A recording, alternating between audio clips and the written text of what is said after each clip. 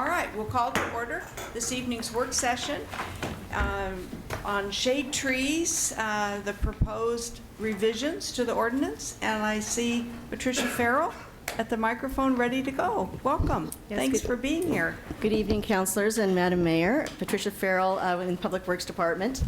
So this is part 2 of our work session. We had so much fun the first time that you wanted me to come back again, so here I am.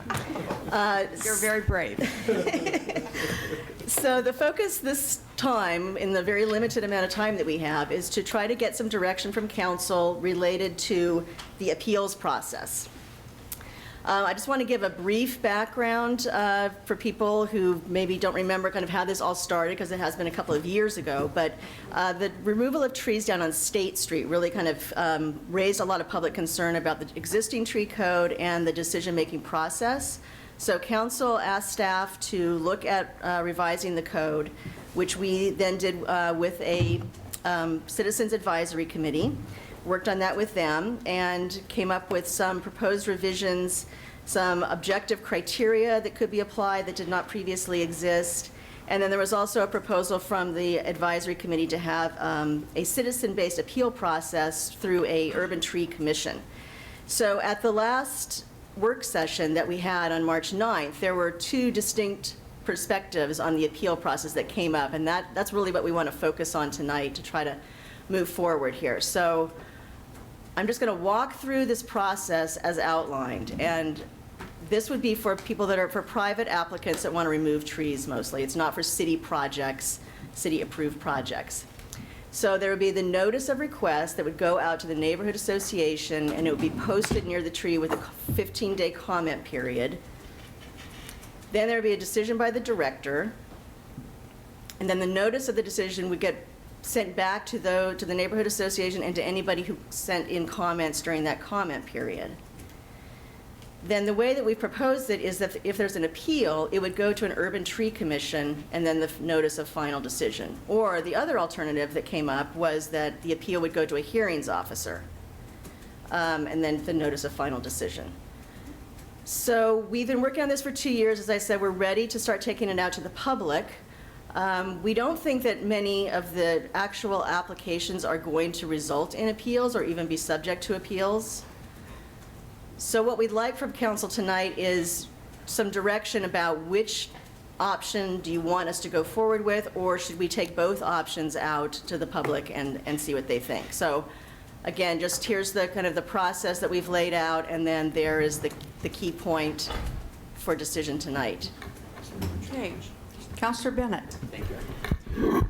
I wondered, you're making, you're offering us kind of an either-or. What about a urban tree commission review and then appeal, and then a final appeal to a hearings officer to get just sort of a review of did they meet were all the criteria met, you know, your various, or is that just too many? Well, I think what we were trying to do is to limit it to two bites at the apple, so to speak. So, you know, one way you get the decision by the director, so that's one, and then you get an appeal to somebody. If you add, I guess if you add the hearings officer, which is certainly an option, then you would be having three decisions. Why wouldn't you take it to why even use the director at this point? Why wouldn't you take it to an urban tree commission and then an appeal to a hearings officer to make sure everything was done right and the criteria were met? Well, I think because the urban forest, the director is, you know, their designee is our urban forester. So they would be reviewing it based on our criteria in the code first. And so they would have that first decision-making. And this would be, you know, it's for certain limited numbers of applications, Yeah. so. Yeah.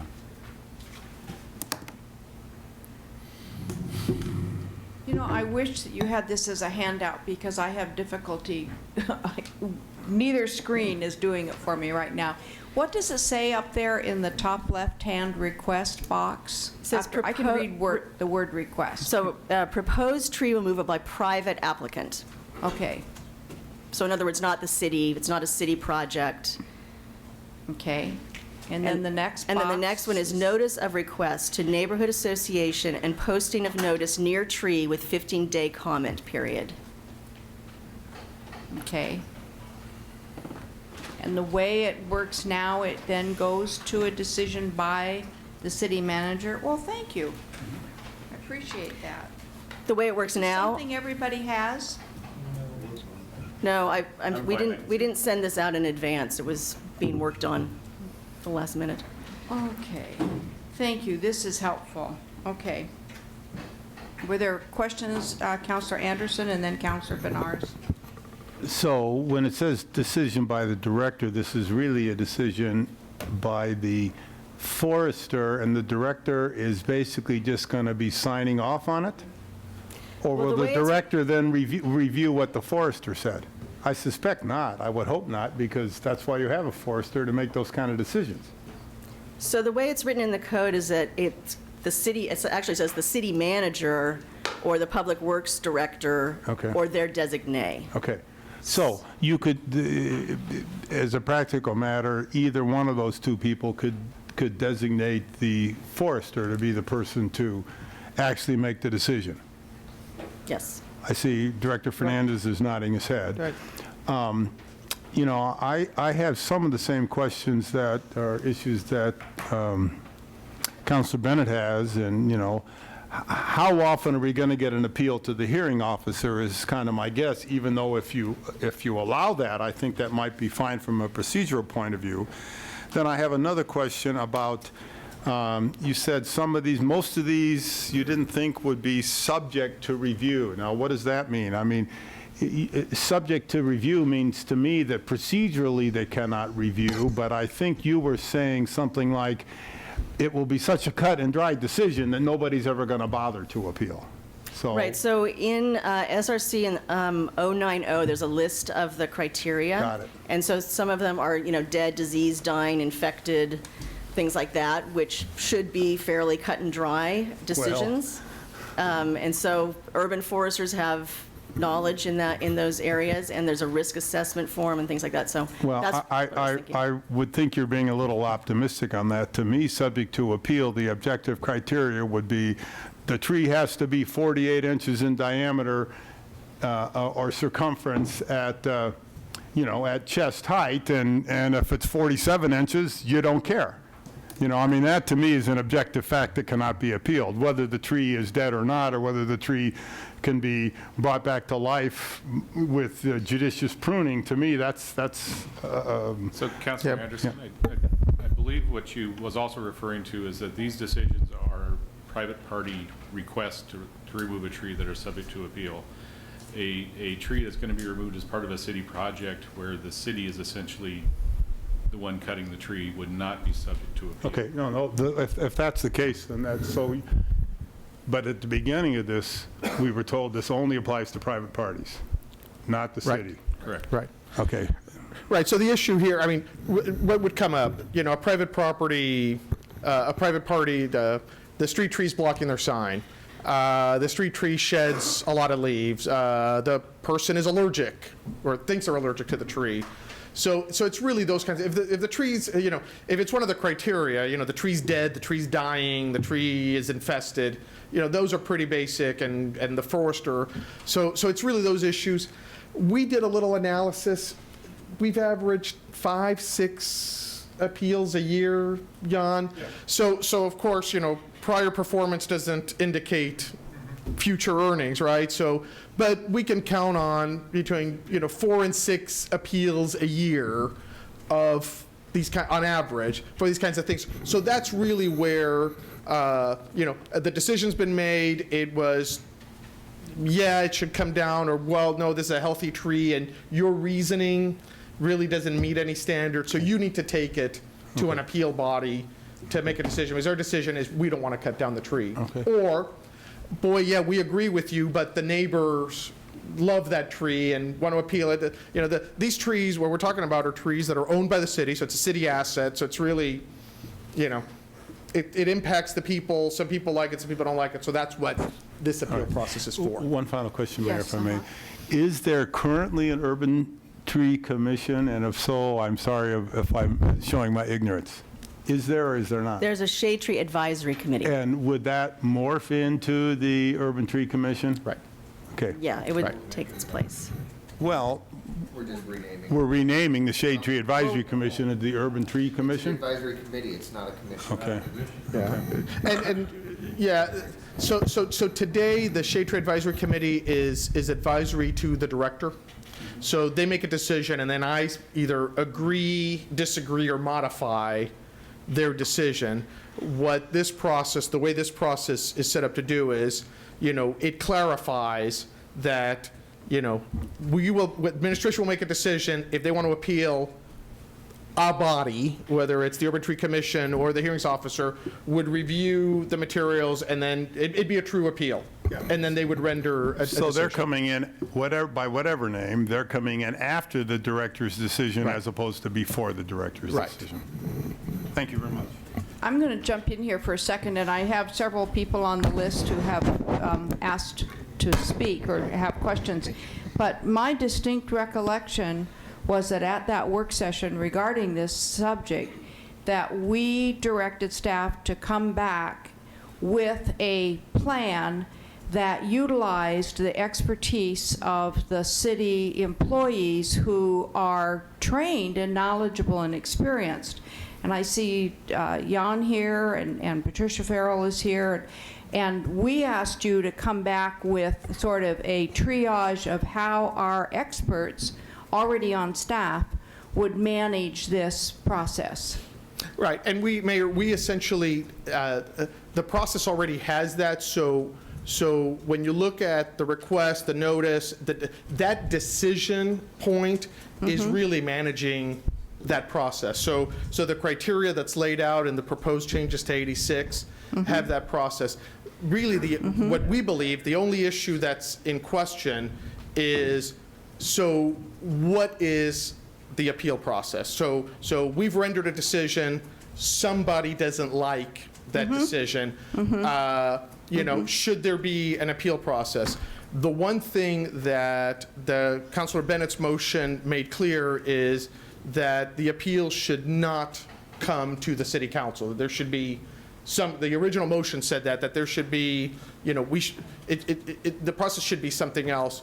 So what is at issue and what we really would like some direction on so we can go out to the public, what we believe is kind of the bone of contention of what do we want to present is, should there be this Urban Tree Commission? Should there be this hearing officer appeal?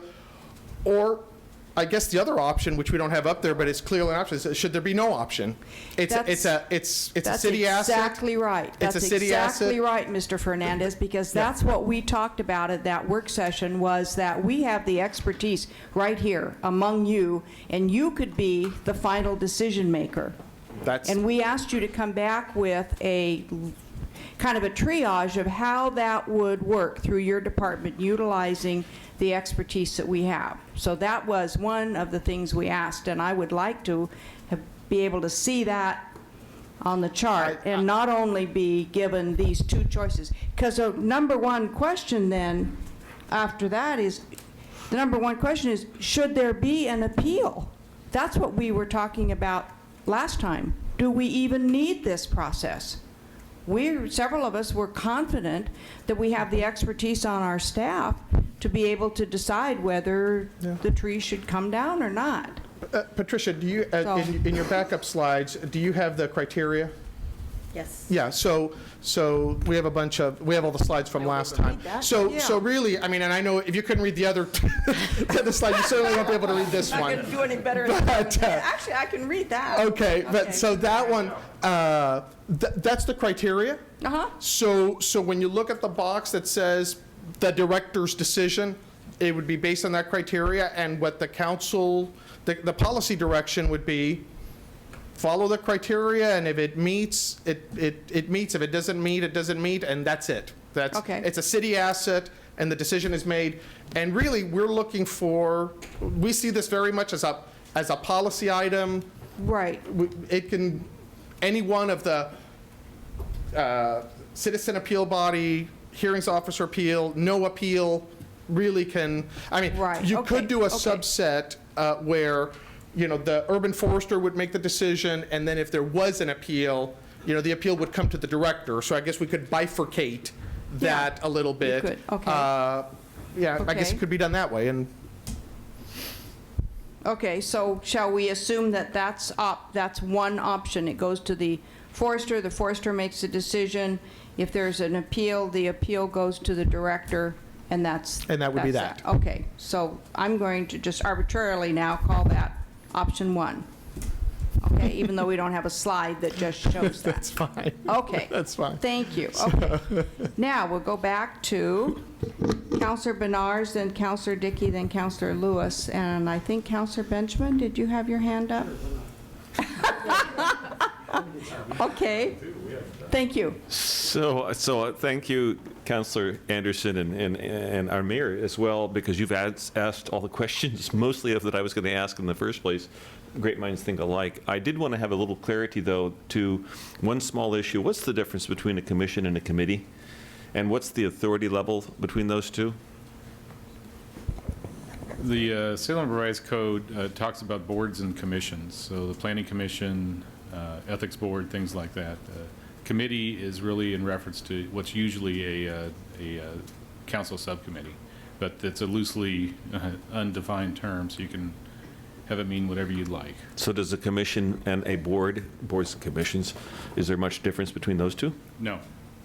Whether it's advisory to staff or. Yeah, and it's not even that, Councilor Nanke, because the Citizens Advisory Traffic Commission, which is one of our oldest, is advisory to, in many respects, is advisory to the director. So it's really a loose term that, we could call it anything. And in this case, we were, in terms of the appeal piece for the Urban Tree Commission, we were looking that they would make a bona fide decision. They would be a citizen body that would, much like the Planning Commission, or in some cases, CATSI, the Citizens Traffic Advisory Commission, would look at the issue and render a decision on the appeal. So for the sake of clarity, it might be nice to have some of these renamed to actually represent what they are, commission, board, or committee. They're all sounding like they're, almost all of them, as far as I know, are advisory to some other entity within the city. So They're virtually all advisory to you. So, Yeah. I mean, ultimately, you're the elected body. okay, thank you. But the Shade Tree Advisory Committee reports to you. Is advisory to the director. To the right. So director. there are exceptions. Right. Right. Okay, got it. All right. Thank you. Councilor Bednarz, was that it? Okay. Councilor Dickey. Thank you, Mayor. And I missed the first work session, so if I start going down a road that you just want to catch me up to speed offline, that would be fine. Just looking at this and thinking about the issue that we had in the Highland neighborhood, which was probably as much about just the neighbors not being communicated about. Granted, there are a lot of diseased trees, but no one told them before someone started cutting them down. And so I don't know if this would address that. So, having the decision made, that's fine. I mean, I believe we do have the expertise here to do that. But even so, does this allow for a communication process? Yes. In fact, one of the things that we've done both in the code rehab and the admin rules that go with it is really define the notice process, so that, which today, we do a decent job, but to have it much better defined so that people are notified and people are made aware of what's happening, so that we don't have a repeat of the Highland issue. Okay, thanks. Councilor Lewis. Yeah, I think we're calling it option 1 now, where the appeal would go to the hearings officer. I just want to make sure, if, as a private citizen, if I go through this scenario 1 and the appeals officer decision, I don't like it, am I barred from going any further, or what option do I have? Maybe I'm very sensitive. Essentially, after any local appeal would be exhausted, you'd have the right to go to circuit court under a writ of review. So I do have options. Okay. Councilor Benjamin. In most of these scenarios that are laid out are pretty cut and dry. So obviously there's, you don't really need an urban tree commission to say, well, it's obviously disease, we know it already.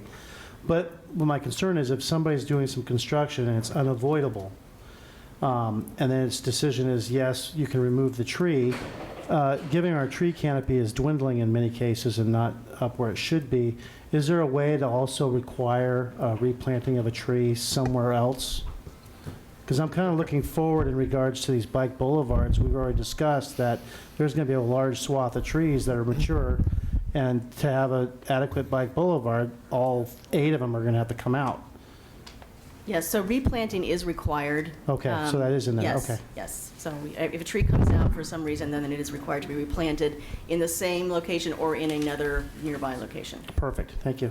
And I want to make it absolutely clear, these are city-owned trees, so private trees operate under a different code. So a contractor comes in and, you know, what might happen? Well, there's a driveway that they're putting in, and the tree is blocking the driveway. There's no way to fit a driveway without cutting down a tree.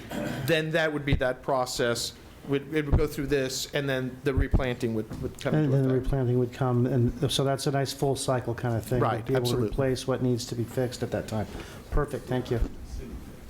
Okay, the next person on the list actually is me, so I'm going to jump in, and then I see that Councilor Andersen and Councilor Bennett both have their hands up.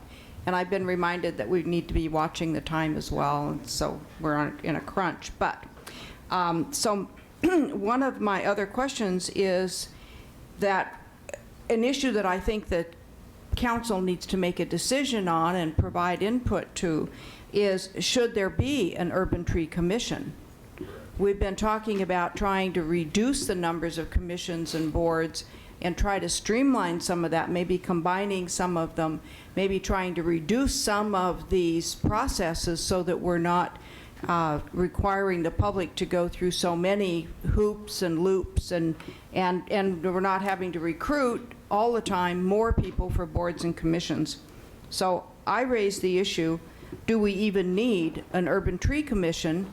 Because we know that we do not need to have an urban tree commission in order to be a tree city. We discovered that through research.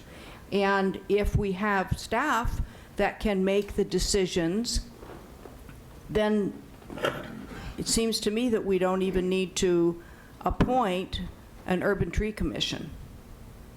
And I would certainly favor not having an urban tree commission as one more commission. So those are my points, and we'll go to Councilor Andersen and then Councilor Bennett. Thank you, Madam Mayor. You were quite clear at the last group meeting on this, just as you are now, that of your position on this, but I think there was at least a substantial minority of the council that was interested in an appeal from the staff decision, whatever it might be. And kind of reading between the lines, I think the staff would be happy to have somebody else make the final decision.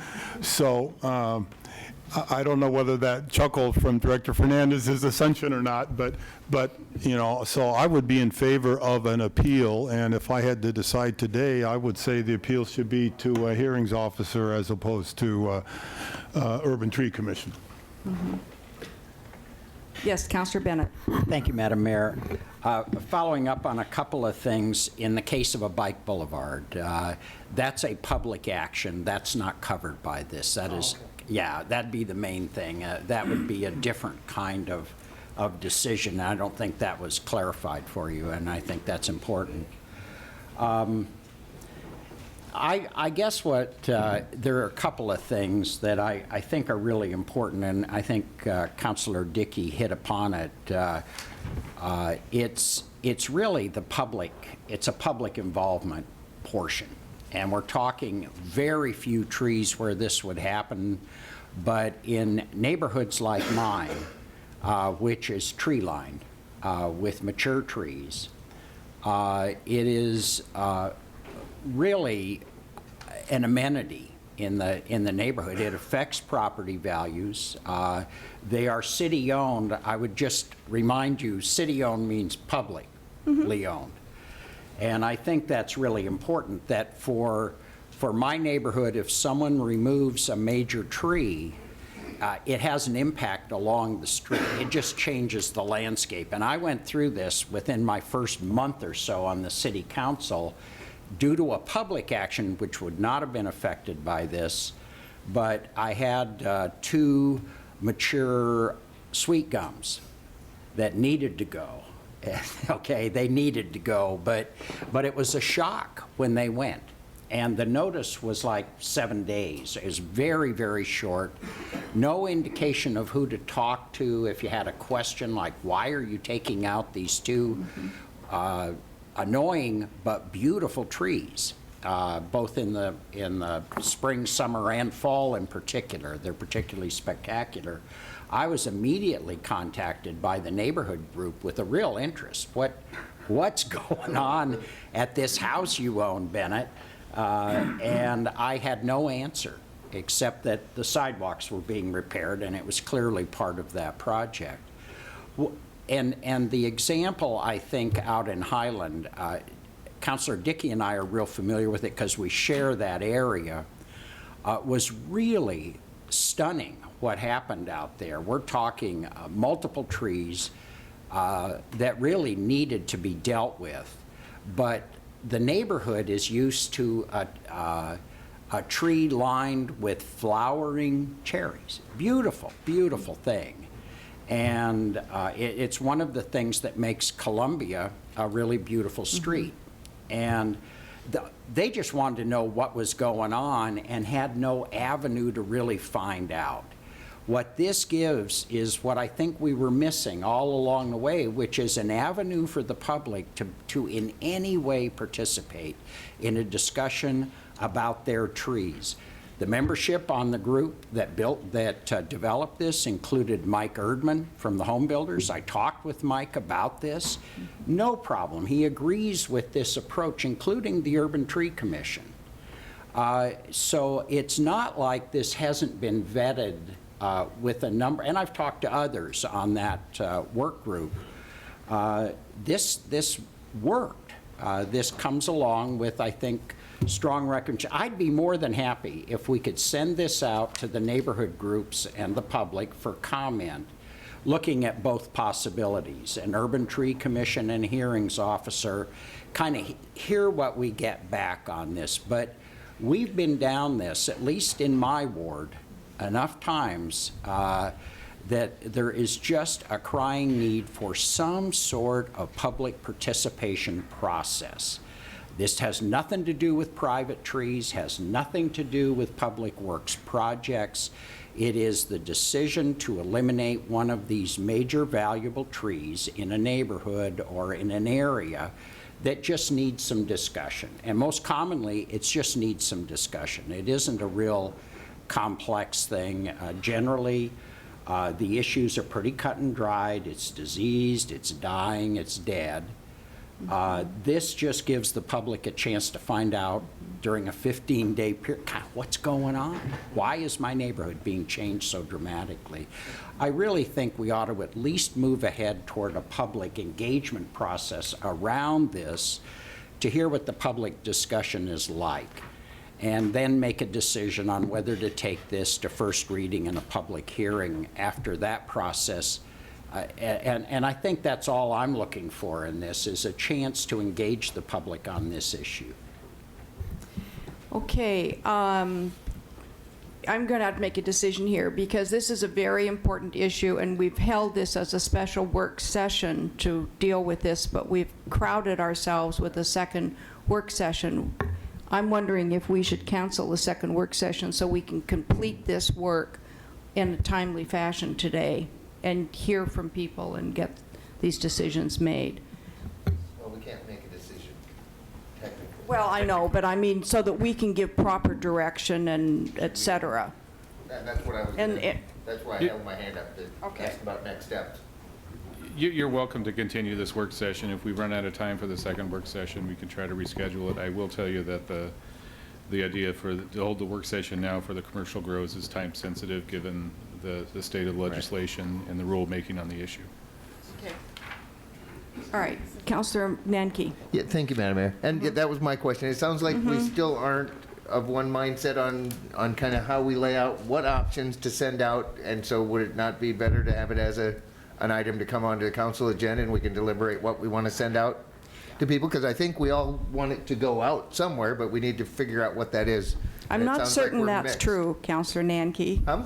I say, I'm not certain that that's true. Well, We have and not it had might any be kind of a that too. council hand up as to what we want done next. And I know we're not going to do that in a work session, but I just caution you to not assume and then say what you think this council is going to do. Oh, and Okay. thank you for clarifying, because we need to figure out where we're going next. And Okay. the way we can do that is throw it as an item on our standard agenda, and we can pick what it is and where we want it to go, if anywhere. Okay, Is I think that's a good idea. Councilor Andersen. It seems to me there's really a two-part decision. One, do we want an appeal or not from the director? And then two, if we want the appeal, which way do we go, tree commissioner or planning officer? And those are And things. then the other question of, do we need a tree commission? Yeah, that goes on if we, yeah. So I think we should put it on the agenda and take it from there.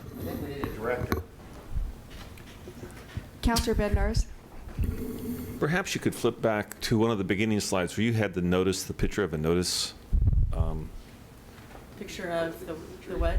Wasn't there a picture of a notice of when you're that was- taking down a tree? Well, you can kind of see it on that picture.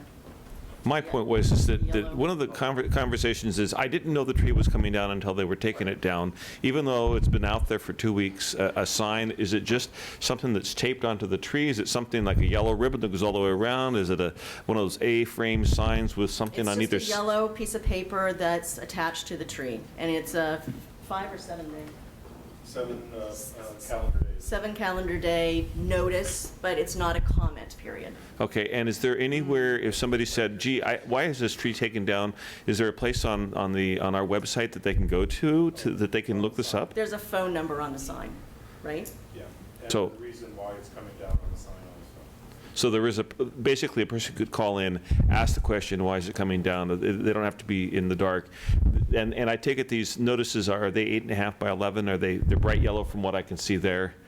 Noticeable is my point. If a person doesn't take an action, it's upon them. If you're walking by, they're noticeable. Is just one per tree that's being taken down? Is there one per tree? One per tree. And does that usually face the street or the sidewalk? I know I'm getting a little picky here, but it's where people are saying, I didn't know it was coming down, they're not seeing the notice, or at least they're not acknowledging that they're seeing the notice. If it is. Jan Staszewski, Public Works, Urban Forester. It's placed on the approach side of the tree, neither on the street side or the sidewalk side, but as you're approaching from one direction, one sign, and it's about 6 feet up. Well, small suggestion, perhaps maybe having two, one on either side of the tree, just to make sure that people are seeing that tree is going to be affected. Okay. Okay, I think what we'll do is go ahead and close this session, and we'll have a session, have an item on the agenda. It clearly sounds to me like one issue is that people need notice and they need information, which frankly is totally separate of any kind of a decision, any kind of an appeal process. So I think we're talking about even directing staff to an actual process that may not be in place that we need in place. So I think we have several things to talk about in a council session. Okay, so we will close this work session. Thank you very much. I'll return this to somebody. Here we go. All right, thank you. Now.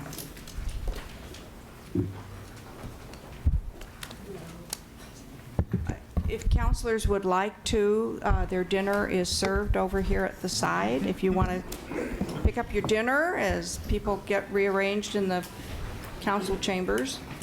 Are you planning on going into executive session?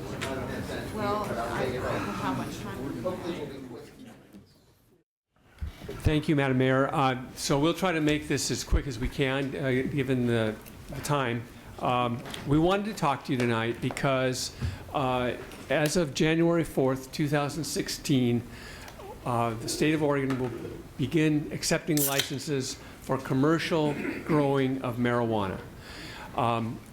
There's a lot of questions and not a great deal of answers at this point because we're entering a whole new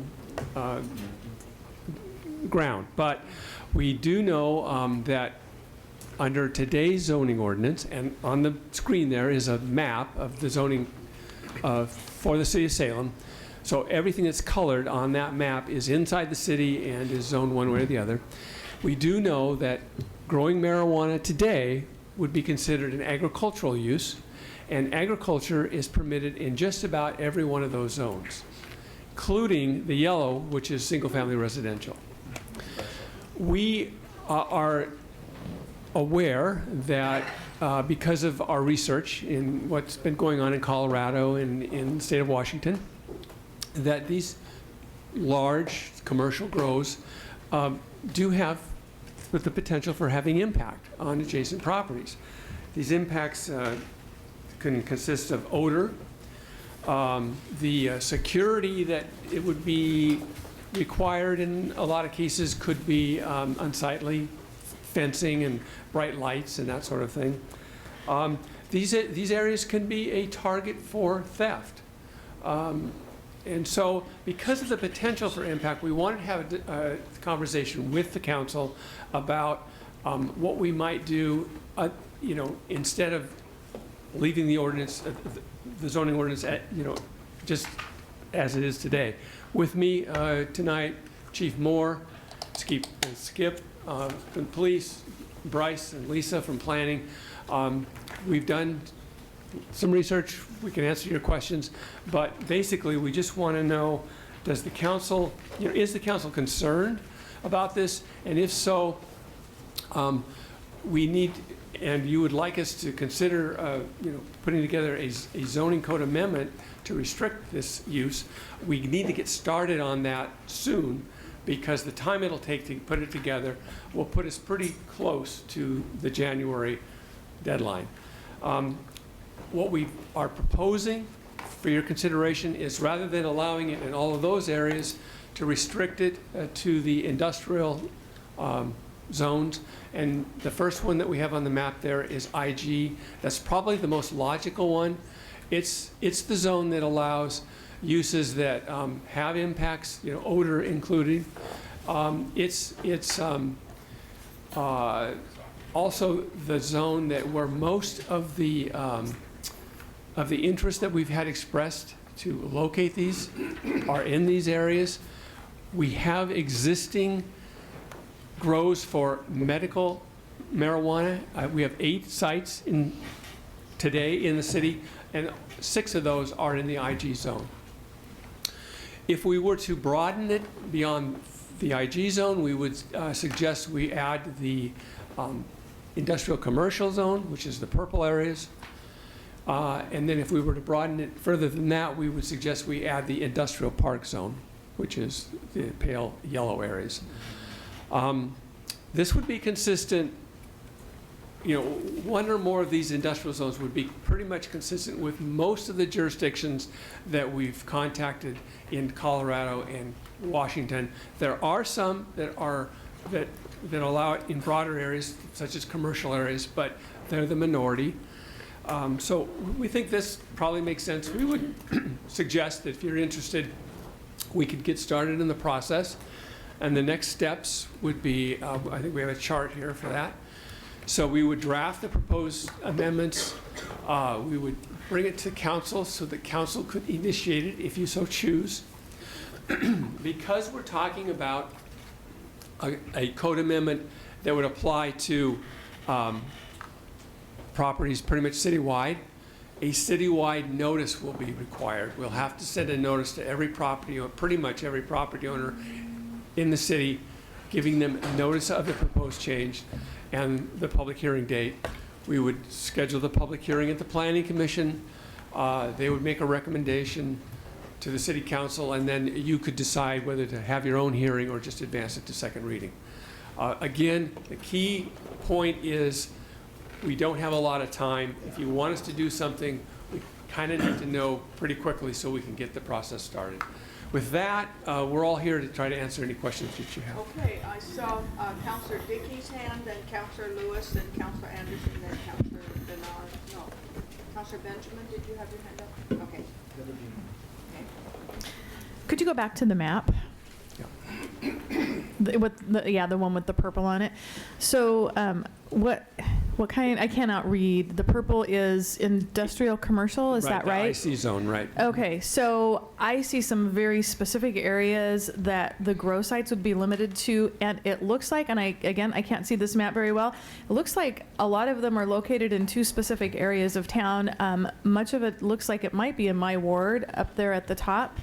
Can you just kind of, so I can't see, yeah, that whole area there. I don't know where, what's that cross street that kind of goes east-west? Is that Portland Road? No. Right, can you point out where, like Silverton Road is? Okay, there's Pine Street right there. So a lot of, and what's that, the big purple one at the top? Where's that? That's the corner of Portland Road and Kale. Oh, right by the new park we just built? Okay. That's what I thought. I didn't even realize that was, I guess that's part of the city. I didn't realize that was industrial commercial up there. Okay. I'm wondering, are there other classifications that might look differently? I mean, we've got industrial commercial, and again, I cannot read all of what you have on that map. There's a green one and a light purple one. I can't see what all the different classifications are. Well, there's only 3, there's only, there's 3 industrial classifications up there: IG, IC, and IP.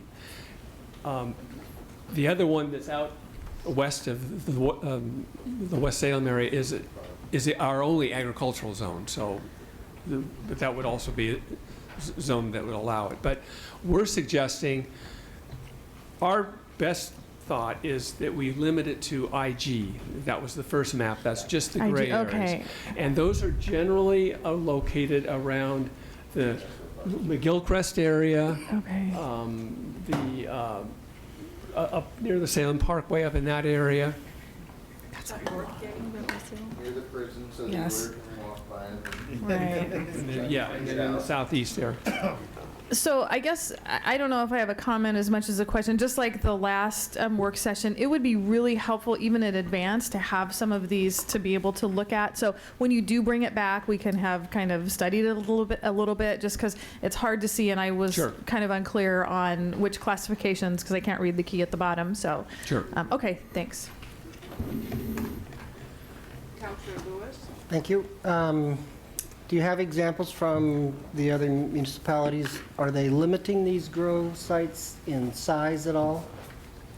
I didn't Go ahead, see any Lisa. examples of where they limited it in size. I saw one example where they said it had to be indoors, but other than that, it's mostly just keeping it in either industrial or commercial zones. By zoning? Some of them require a license, but I think Colorado requires a license for a grow operation. Right. I believe Oregon will as well, so. Any of them prohibited inside city limits? Colorado Springs only allowed medical marijuana grows, and they weren't allowing the recreational grow. That's the only example that I saw, but maybe the police chief has more examples. Mayor, Council, Jerry Moore, Chief of Police.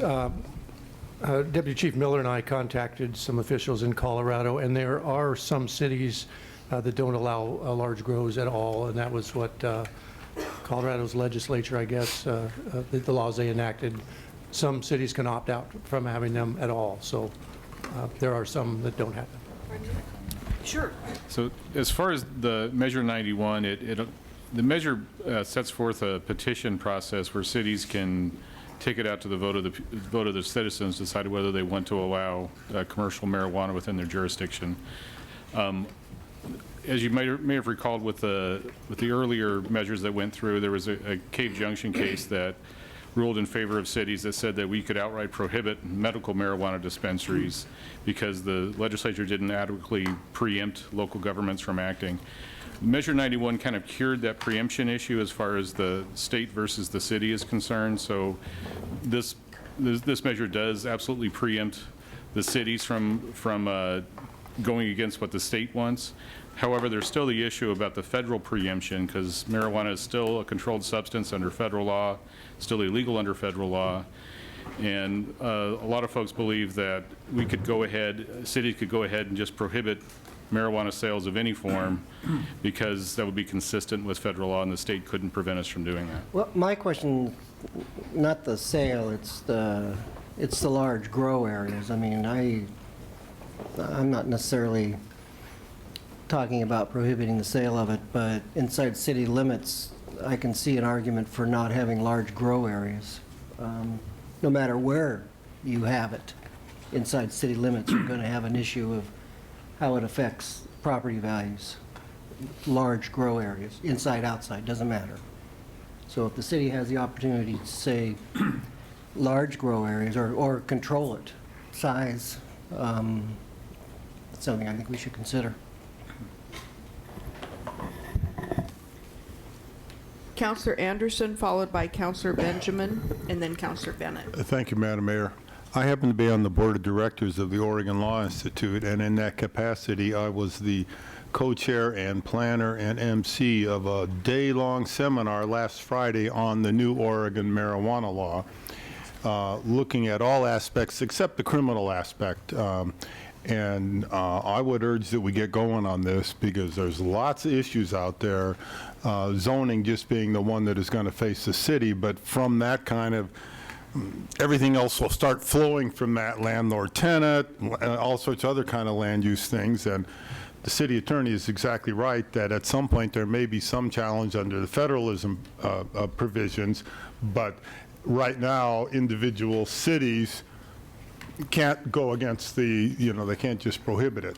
But I will also tell you that we had one panel that was just on the legislative process, including Representative Leininger, who's on the, the joint committee that's dealing with this. And thank you for, somebody got that. And there's the law is all in flux. I mean, there's all sorts of different things that are going to happen between now and the end of the legislative session. So we've got to get the original planning in so we can then react to what's going to really come out of the legislature at the end. So I think we should move on this. I'm not so concerned right now about where they are, but I think the staff planning should start right away. Thank you. Councilor Benjamin. I, for one, don't think that there should be any large grow operations in the city limits, as well as the heavy manufacturing. Having said that, that little green spot right there, if you want to contain it there, then that could be just have it contained in that area. The folks that are going to start enterprising with this recreational marijuana and the major grow operations stand to make a lot of money in their process. They've been doing this stuff for decades, so they've already got it worked out. All they need is a place to do it. And then the permitting process is going to be like $100,000 a year. If you're going to have a huge acre site enclosed, hardened, secured, they're going to be pumping out a lot of marijuana. And in which case, that if we can't tax the pot because it's a state thing, so then we can contain that area and still be able to get proper permitting and get the resources from that. Thank you. Councilor McCoy. So, Glenn, if the state, and I'm aware that they're working on this over there at the Capitol, they're still trying to figure out, quote, how to fix the initiative, as I've talked to some folks. If you don't know where they're going or what they're going to rule, what is it you're going to be able to draft if you don't know what's coming out at you already, or have you seen language? Well, it's like Councilor Andersen was talking about. We can get started on a code amendment to restrict it and to put standards on it, and then react to whatever comes out of the legislature. But if we don't get started now, we risk the very distinct possibility of not having anything in place when it becomes legal in January of 2016. Councilor Bennett. Thank you, Madam Mayor. Glenn, have you, along with Colorado and other states where this is confronting them, I assume Washington, Have you checked with the various municipalities in Oregon? Has anyone developed a strategy on this? My understanding, reason I'm asking, my understanding is Lynn County has developed a strategy on this.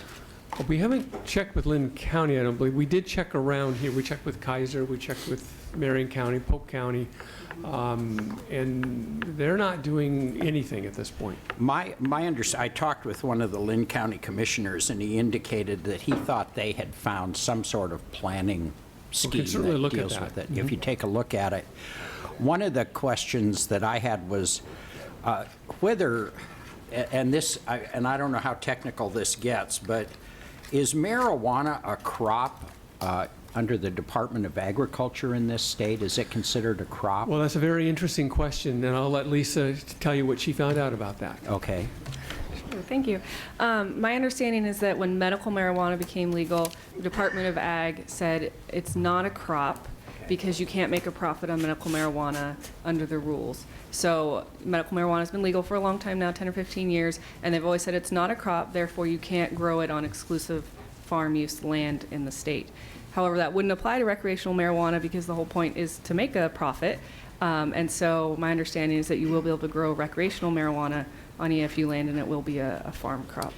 So we'll need to have Department of Agriculture making a finding that it is a crop at some point, and that's the definition that you're relying on at this point for all of the land you showed for potential? Yeah, yes. In the zoning ordinance, agriculture for cropland is a permitted use, and we would consider this a crop, yeah. So today, it's not a crop, but it could well change. Well, it's not a crop that's eligible to be grown on EFU land, and so that green square up there is the only EFU land we have.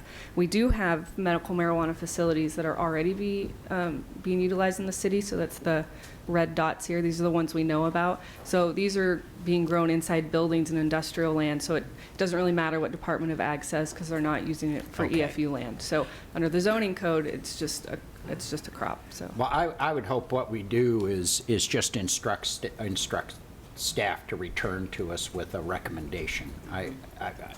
This gets from hearing Councilor Andersen and listening to others, this just gets hopelessly complicated, and one where we really need a recommendation that has as limited an impact on both our residential business as well as industrial areas in terms of its potential impact on economic development in those areas. The thing that worries me, I'll just share it, is there are lobbyists currently working to bring money in from out of state for these kinds of projects. This really has a substantial amount of capital behind it and could potentially force out, just economically, not a function of tastes or any of the rest of it, but could economically force out other potential industries. The other factor I hope you would look at when you look at your staff report and your recommendation is the security involved here. What are we looking at in terms of policing and how it fits into our normal policing pattern and how this can be done safely for everybody involved? You know, you add to it the absolute mess that we're in because of the federal prohibition in terms of cash, this being such a huge cash movement and storage problem, it sounds like, just trying to deal with the cash involved. This just sounds like, you know, people will hold up a 2011 with a sign on the doors that says $20 in the till. This is $50,000 under the bed kind of business, and it's real. It just has this feeling of being a real problem if it isn't addressed very, very carefully, and you guys appear to be the front line right now. Okay, I think that Councilor Bennett has a good suggestion. There was one more question, I'll take that, and then we'll close this work session and ask staff to come back with more information at a later date. Councilor Bednarz? Three little questions. First off, or a statement and a couple of questions. First off, I hope everybody, council-wise, had the opportunity to watch the 60-minute program on Colorado's marijuana industry. It's a heavy industrial use of some of the land or actually buildings. So what I could tell from what they have is that it's, all the growth facilities are indoors from what I can tell. And that's one of the questions that I suppose, can we require that all marijuana be grown indoors? Or? Yes, I think we can. And then the other thing was, I thought that we initiated something last year so that we could tax marijuana. It was in place before the end of the year. We have adopted a tax. The Measure 91 purports to post retroactively preempt it. So it's questionable whether the Measure 91's preemption of our tax is legal or not. That has yet to be seen. We haven't taxed anyone yet. Okay. So the other side is just go back and watch that video. It's on YouTube, 60 minutes. I don't know what the title is, but Colorado, the grow industry. It's really fascinating. And big dollars, really big dollars. Okay. Councilor Andersen, and then that's it. Thank you, Madam Mayor. That was a specific question that I actually asked of one of the legal panels, what their view was of the attempts by various cities and counties in the state to get their tax in before the law was passed, and without even much of a discussion, they all said that's not going to work. Now, whether it will or not, I don't know, but the people who know the most about it were saying it won't fly. Okay, thank you very much. We appreciate both Mr. Gross and Lisa Ogilvie bringing this information tonight. Okay, we'll adjourn for a minute and then we'll get our meeting started.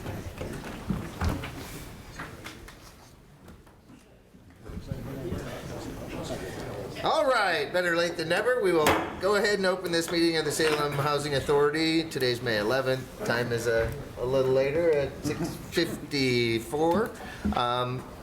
If the clerk can call the roll.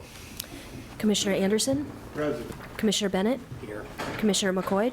Here. Commissioner Dickey? Here. Commissioner Benjamin? Here. Commissioner Bednarz? Here. Commissioner Lewis? Here. Chair Nanke? Here. If you'll join me in the Pledge of Allegiance, please. I pledge allegiance to the flag of the United States of America and to the republic for which it stands, one nation, under God, indivisible, with liberty and justice for all.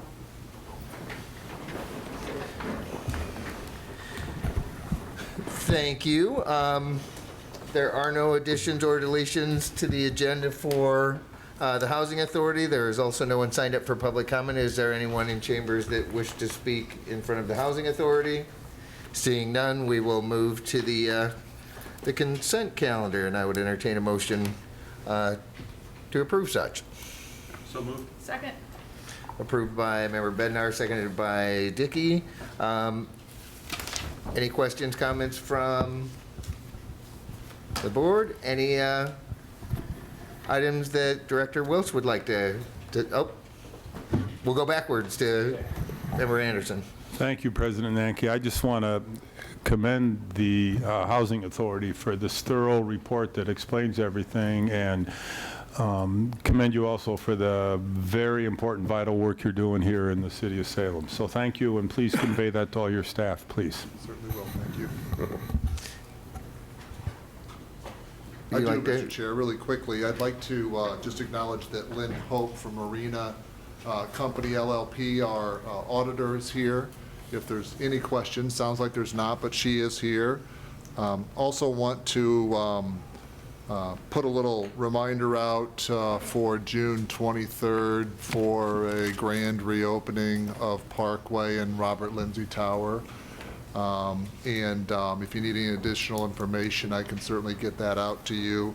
I'd love to see as many as we can, right? And finally, in the report that was referred to, we really like to demonstrate and tell a story of our clients' success, especially given their household income when they come into the program. Mm-hmm. Right now, all of our clients, the average is about $13,350 per household. So low income, very low income individuals who are trying to get ahead and make their life differently. So thank you. Thank you. And just for those millions watching this evening or in chambers, the The only item on the consent calendar this evening beyond the program management report, which is the one that speaks to all of our programs and the status, and I always enjoy the family self-sufficiency program, which it's nice people working their way out of the public system and becoming full-fledged solo members out there as well. The other item is the independent financial audit report for fiscal year ending September 30, 2014, which was unqualified, and so there was no issues with that. So financially, we look good. That's always a good thing to make sure people understand as well. Yes. If there's no other discussion, Member Lewis. I do have one question, and I too really like the idea of the family sufficiency, especially when it leads to home ownership. Yes. And the story talks about the 3-for-1 match, and I'm assuming, was that through the NEDCO program? There's several different programs. There's a VITA program that provides some match funds. There is a 3-from-1 through NEDCO. We do Right. work with that. And actually, we're looking at all the programs all the time to see which ones can work the best for a particular client. What makes these programs, I think, even more important is that it takes years for folks to get to the bottom line, the finish line. And I'm curious, in the program, how many stick it out for the 3 to 5 years that it takes? You know, with the vast majority of the family self-sufficiency clients go through the period of time, really the only reason why they would maybe cut their program short would be because if they have some emergency. And the voucher program would allow them to take some funds, per se, to go get a college education, for instance. Mm-hmm. And they might make that choice over a home ownership. But we do have several clients who do stick it out for the full 5 years of the program, and who do buy homes and are very successful, and we're proud of that. Yeah. Thanks. Thank you. Member Bednarz. Just a real quick reminder, you said there's a grand reopening in June 30th? June 23rd. Okay. I sent an email. I did see it, I just don't have it on my calendar. No, and I'm going to send out a more formal invitation. You all deserve more than an email, so I will get that done. Okay, thank you. You're welcome. Excellent. It's always good to remember that every ending is really the beginning of something new. So, with that, all those in favor of the motion to approve the consent calendar signify by saying aye. Aye. Opposed, nay. Motion carries unanimously. No special orders of business, no unfinished business, no new business. And so with that, we will adjourn and end and begin. All right, I'll call to order this evening's meeting of the Urban Renewal Agency for May 11, 2015. Would the recorder please call the roll? Board Member Bennett? Here. Board Member Andersen? Here. Board Member Nanke? Here. Board Member McCoy? Here. Board Member Dickey? Here. Board Member Benjamin? Here. Board Member Bednarz? Here. Board Member Lewis? Here. Chair Peterson? Here. I see that we have no reports from boards, commissions, or committees this evening. Is there anyone signed up for public comment? Oh, we do have an addition. All right. Councilor Nanke, do you have a motion regarding the additions, deletions, and revisions? Yes, Madam Mayor, I would move additions, deletions, and revisions as identified in the handout at your desks. Second. Thank you. It's been moved and seconded to accept the addition to the additions, deletions, revisions agenda. Is there any discussion? Hearing none, all in favor of the motion signify by saying aye. Aye. Aye. Opposed, say nay. Motion carries. Thank you.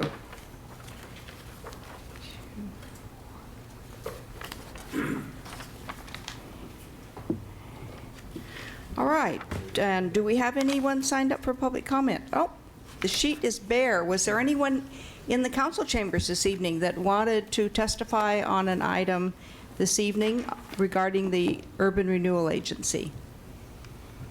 All right, we'll move along then to the consent calendar. Member I'm sorry. Nanke. Member Nanke, do you have a motion for us? I do, Madam Mayor. I would move the consent calendar. Second. It's been moved by Member Nanke and seconded by Member Bednarz to move the consent calendar. Is there any discussion? Just a quick one in regard to the addition that we approved pulling that on. That has to do with the Gilgamesh Brewing property and the partial release of loan. We dealt with that a month and a half or so ago as well. And All right, are there any questions about that item? All right, we'll call for the question. All those in favor of the motion to accept the consent calendar signify by saying aye. Aye. Aye. Opposed, say nay. Motion carries. Thank you. There are information reports in your binder. There are 2 of them in the binder. And beyond that, I see no special orders of business or unfinished business or new business. So the Urban Renewal Agency is adjourned.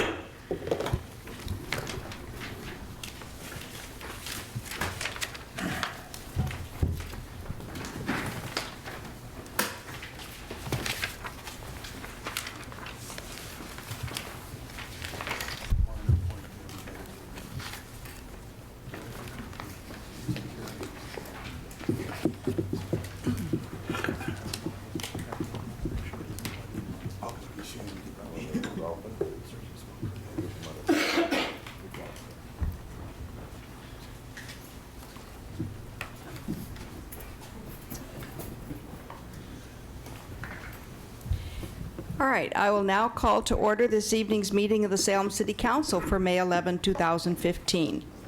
Would the recorder please call the roll? Councilor Bennett? Here. Councilor Andersen? Present. Councilor Nanke? Here. Councilor McCoy? Here. Councilor Dickey? Here. Councilor Benjamin? Here. Councilor Bednarz? Here. Councilor Lewis? Here. Mayor Peterson? Here. Thank you. Councilor Nanke, would you please move the approval of additions and deletions? I would be honored, Madam Mayor. I would move additions, deletions, revisions to the City Council meeting agenda. Second. It's been moved by Councilor Nanke and seconded by Councilor Bednarz to accept to approve the additions and deletions to the agenda. Are there any questions? If I could I'll expand on that briefly now. The addition is a communication from an employee of Salem Health in reference to the prohibiting smoking on city-owned property. That'll be dealt with as a first reading this evening. Thank you. All those in favor of the motion, please signify by saying aye. Aye. Opposed, say nay. Motion carries unanimously. Thank you. We have comment time now for city councilors and city manager. Do any councilors have comments? Councilor Andersen. Thank you. I would like to announce that as of tonight, Councilor Nanke and I are identical twins. But fortunately, you can tell the difference between the 2 of us because I wear a bow tie. And I have a mustache. Yeah. But we clearly do buy our shirts at the same place. Thank you for that fashion update, gentlemen. Were there other comments by councilors? Councilor Benjamin.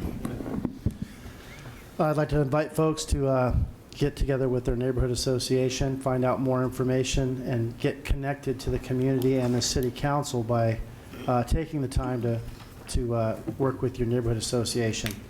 All of us here, we take the time and the effort to help this community move forward, and we're busy too. So just for an hour or 2 a month, get with your neighborhood association and find out where you can help. Thank you. Thank you. Okay, other comments? Councilor Nanke. I will make one in regard to the Morningside Neighborhood Association, since we have those automated meeting notices that get shot out, and it actually shot out that Morningside's meeting would be this Wednesday on the 13th, which would be their normal, but we've moved it to the 20th for their annual meeting so that we're done with the budget committee. We tend to move that meeting around every year, so just encouraging anyone who lives inside of the Morningside Neighborhood Association, their annual meeting will be May 20th at 6 o'clock, I think, at Painters Hall down in the Pringle Creek community. Wonderful. Councilor Bennett. Thank you, Madam Mayor. Just a reminder that May 21st is the groundbreaking for the Peter Courtney Minnow Island Bridge project. Yes. And everyone is invited, and I think it's at 3:30 in the afternoon? Does that sound right? Yes. Okay, excellent. I have an announcement or glad news to share. Saturday, oh, I'm so I believe sorry. that's at 3 p.m. start time. Oh, 3 p.m. All right, good. On Saturday, I had the pleasure of attending the Country Financial Kids Relays at McCulloch Stadium at Busch Park, where thousands of children, I'm not exaggerating, and family members were in attendance from 8 in the morning until probably around 5 o'clock as the relays were carrying on all day. It was a great and festive event. And, you know, our city recreation department is small but mighty, and they work tirelessly all year long to bring special events like that to the community and to partner with businesses to make it possible for children and their families to really enjoy a great event. It's multi-generational. I talked with grandparents who had run in years past. And so I just want to say a real thank you to the Salem Parks Foundation, to the Salem Parks Department, to Salem staff. The park is always a wonderful place to be, and I just can't thank you enough for all the work you do to help an event like that get ready. It was just a wonderful family time. We had a great time. Okay, any other councilor comments? Councilor Bednarz. I didn't know if staff wanted to make any sort of announcement in reference to the Salem Community Alert System that's going to be starting June 1st, signing up for it. Is there somebody who knows more about it than I do at this point? Yes, thank you for the intro. So you will all see a pamphlet that was handed out today, a great suggestion from Councilor Dickey to put a QR code on this as well. If you go to the City of Salem homepage, you'll see there our Salem Community Alert System logo. It's a little triangle with an exclamation mark on the inside, and that will give you more information about these alerts. In some communities, this is referred to as a reverse 911 system, where the call will go out when there are certain emergencies. The technology allows that to be programmed into specific areas. So if there's an emergency, such as a flooding affecting a particular area of town, those in the area could receive the calls. The important thing to note is that the only information that we have coming in is that listed in a yellow or white pages. And so if you have a cell device or a telephone number that's not listed, you'll need to opt in order to receive these emergency alerts. So we'd encourage everyone to talk to their neighborhood associations, families, friends, neighbors, get them to go online. And as of June 1st, this will be available. There will also be opportunities to opt in for additional information about volunteer opportunities at the city, library information, information about Center 50 Plus, but all that is voluntary. And we do need your numbers and information so that we can alert you when the time is necessary. So, thank you. Wonderful. It's so exciting when our city is taking on some of these new technological capabilities and really helps us to do a better job of communicating with the public. So thanks again to staff for bringing all that about. All right, any other comments by councilors? Okay, it's time for proclamations and presentations. I'm going to start with the proclamation. I'll ask our Police Chief Jerry Moore to come down. Is this on? Yes. Can you hear? Good. All right. As I always say, I feel safe now. Thank you, Chief Moore, for joining us this evening. I have a very special proclamation to present to Chief Jerry Moore of the Salem Police Department and to the Police Department.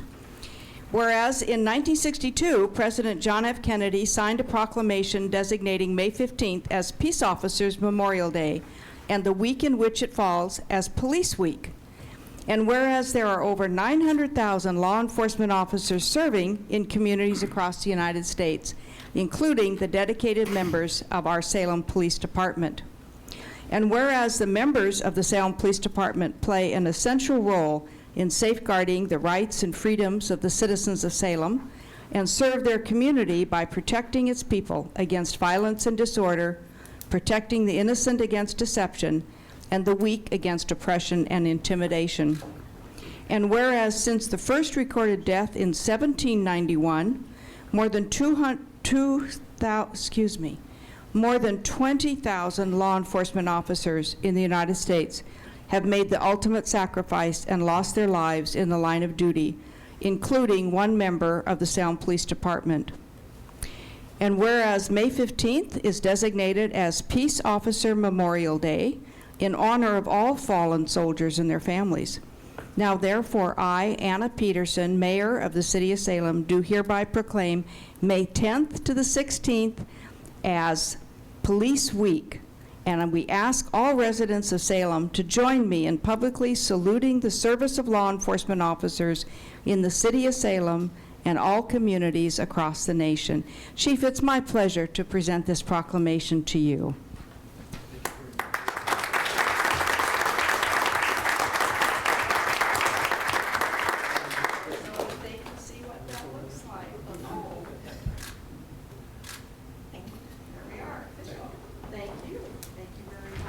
Thank you for all you do and for all your officers do. Thank you. We have another item that also concerns our Salem Police Department, and this is really something very different and very exciting to share with everyone. I'm just so proud of our community, and in this case, so proud of attorneys who've really stepped forward to do some great things for us. I'd like to invite Michelle Morrow and other attorneys here with her and the Salem Police Foundation members who are here, and ask you to come down and receive this letter from me. And the letter will explain to you why we are honoring these individuals this evening. I'm going to move over here a bit because I think we need a little more room. Bring everybody down. All right. Michelle, thank you for being here today, and thank you for bringing other attorneys and bringing the Salem Police Foundation members down so we could recognize you, and thank you all for the work that you've been doing. I'm going to ask Michelle to introduce to you the other members who are here, and then I'll do the letter. Here, Michelle. Thank you. So I have with me Attorney Rebecca Pitts, Attorney and board member of the Salem Police Foundation, Kathy Belcher, Attorney Mary Sterling, Attorney Justin Barbo-Wheaton, board member Cindy Astley, and board member Shadja Jones. All right. Thank you. This is to the Salem Police Foundation.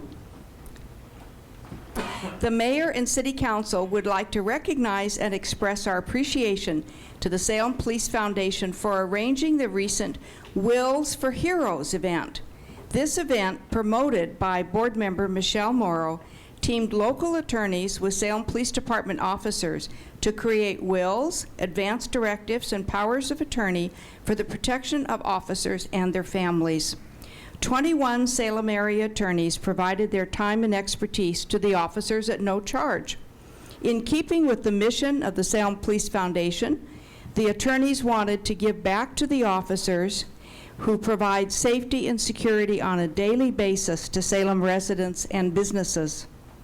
The officers and attorneys who took part in the event left with positive feelings about their involvement, and the police officers appreciated the assistance provided to them, and the attorneys enjoyed the opportunity to provide a service to those who look out for others in the community. We want to provide a special thank you to you, Michelle Morrow, and to Kathy Belcher, who solicited local attorneys to take part in the event, created and presented an introductory meeting on estate planning for the officers and their significant families, arranged a location for the event, and notified over 70 police officers of the date and time of their appointments. A lot of work went into this event, and without your commitment, it would not have been possible. The foundation intends to continue its efforts and plans to meet with new officers as they are hired to offer the same service to ensure all of our officers are protected by a will and accompanying documents. So on behalf of myself and the City Council of City of Salem, please accept our appreciation for creating the Wills for Heroes event for our officers. Thank you so much. Please acknowledge. Oh, yeah.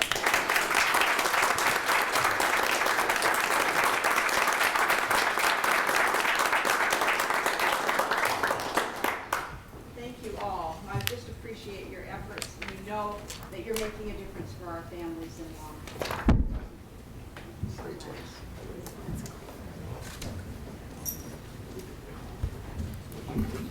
Yeah. Oh, yeah. Odds are a little different. Nice.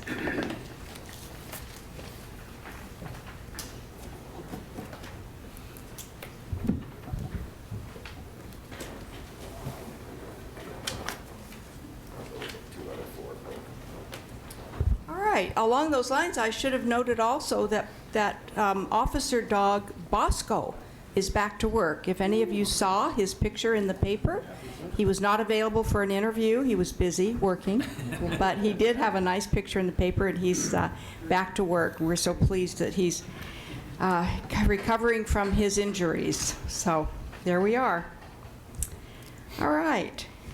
We have time now for public comment, and I wonder if anyone has signed up. We do have. All right. 2 individuals, Ken Herbell and Mark Babson. So if you'll please approach the podium individually, either one. You have 3 minutes. At the end of 2 minutes, the amber light comes on. At the end of 3 minutes, the red light comes on. Welcome. Good evening, Madam Mayor and councilors. My name is Kenneth Hetzel. I currently live at 745 Harris Street Southeast here in Salem. And in July of '08, my wife and I moved here from Memphis, Tennessee, and I quickly joined our local SCAN neighborhood association. And when Tom Andersen aged out and they elected Victor Dodier as president, he informed us that he needed another representative for the Pringle Creek Watershed Council to represent SCAN. So I joined that organization. I enjoyed working with Victor. We worked on the Fairview mitigation area. We worked on McGill-Crest Field. We planted trees at South Salem High School over the years. Victor's biggest complaint was he couldn't get any funding from OWEB. So I went up the food chain. I ran and was elected to the board of the Marion County Soil and Water Conservation last November. And we voted to approve the expansion of the borders of the North Santiam Watershed Council to include Pringle Creek and Mill Creek here in Salem, so we can work as a partnership, that we can get grants together that we couldn't get separate. And I'm looking forward to working with Brad Nanke. I've been to the North Santiam Watershed Council, and I recommend that we approve this. Then I'll change hats for a minute. Okay. I want to talk about the tobacco smoking. I'm a recovering addict. I feel you're abusing the people that smoke because they're addicted. They would quit if they could. And you're just forcing them to break the law, to move them away, to ostracize them, to separate them from humanity. I hate to see when people at the AA meeting at St. Paul's, they'll go out and stand on the sidewalk or smoke in Bush Park. And I'll stop and talk to them because they're ostracized and pushed out of society because they have a habit they can't quit. Now you're going to make it a law to push them a little bit further. If the employees of Salem Hospital can't smoke at Pringle Park, or they can't smoke while they're walking around on the sidewalk, you're just pushing them further away, and you're hurting people that are already hurting. Thank you. Well, thank you so much. We appreciate you coming down. I appreciate your support on the Watershed Council, and I appreciate you bringing another view to us. So I'm so pleased that you came down this evening. Are there councilors' questions this evening? Councilor Nanke. Thank you, Madam Mayor. And as I was reading through this, I elected to pull it because in our conversations, both at North Santiam Watershed Council and Pringle Creek, I had to reiterate as far as boundaries versus service areas. And the terms get utilized a little interchangeably, but the North Santiam board had actually moved to expand their boundaries, not boundary. just their service area. So I just want to make sure our letter reflects that as well. So, and Mr. Hetzel was at both of those meetings and heard the discussion twice as well. So just to make sure we're all on the same page. Wonderful. Thank you. Thank you so much. Those watershed councils really are important for the citizens of Salem and for the city and the surrounding areas as well. Thanks for your work on that. Yes, definitely. All right, Mark Babson.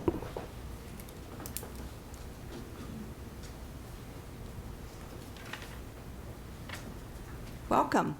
Thank you. Thank you, Madam Mayor. Thank you, City Councilors.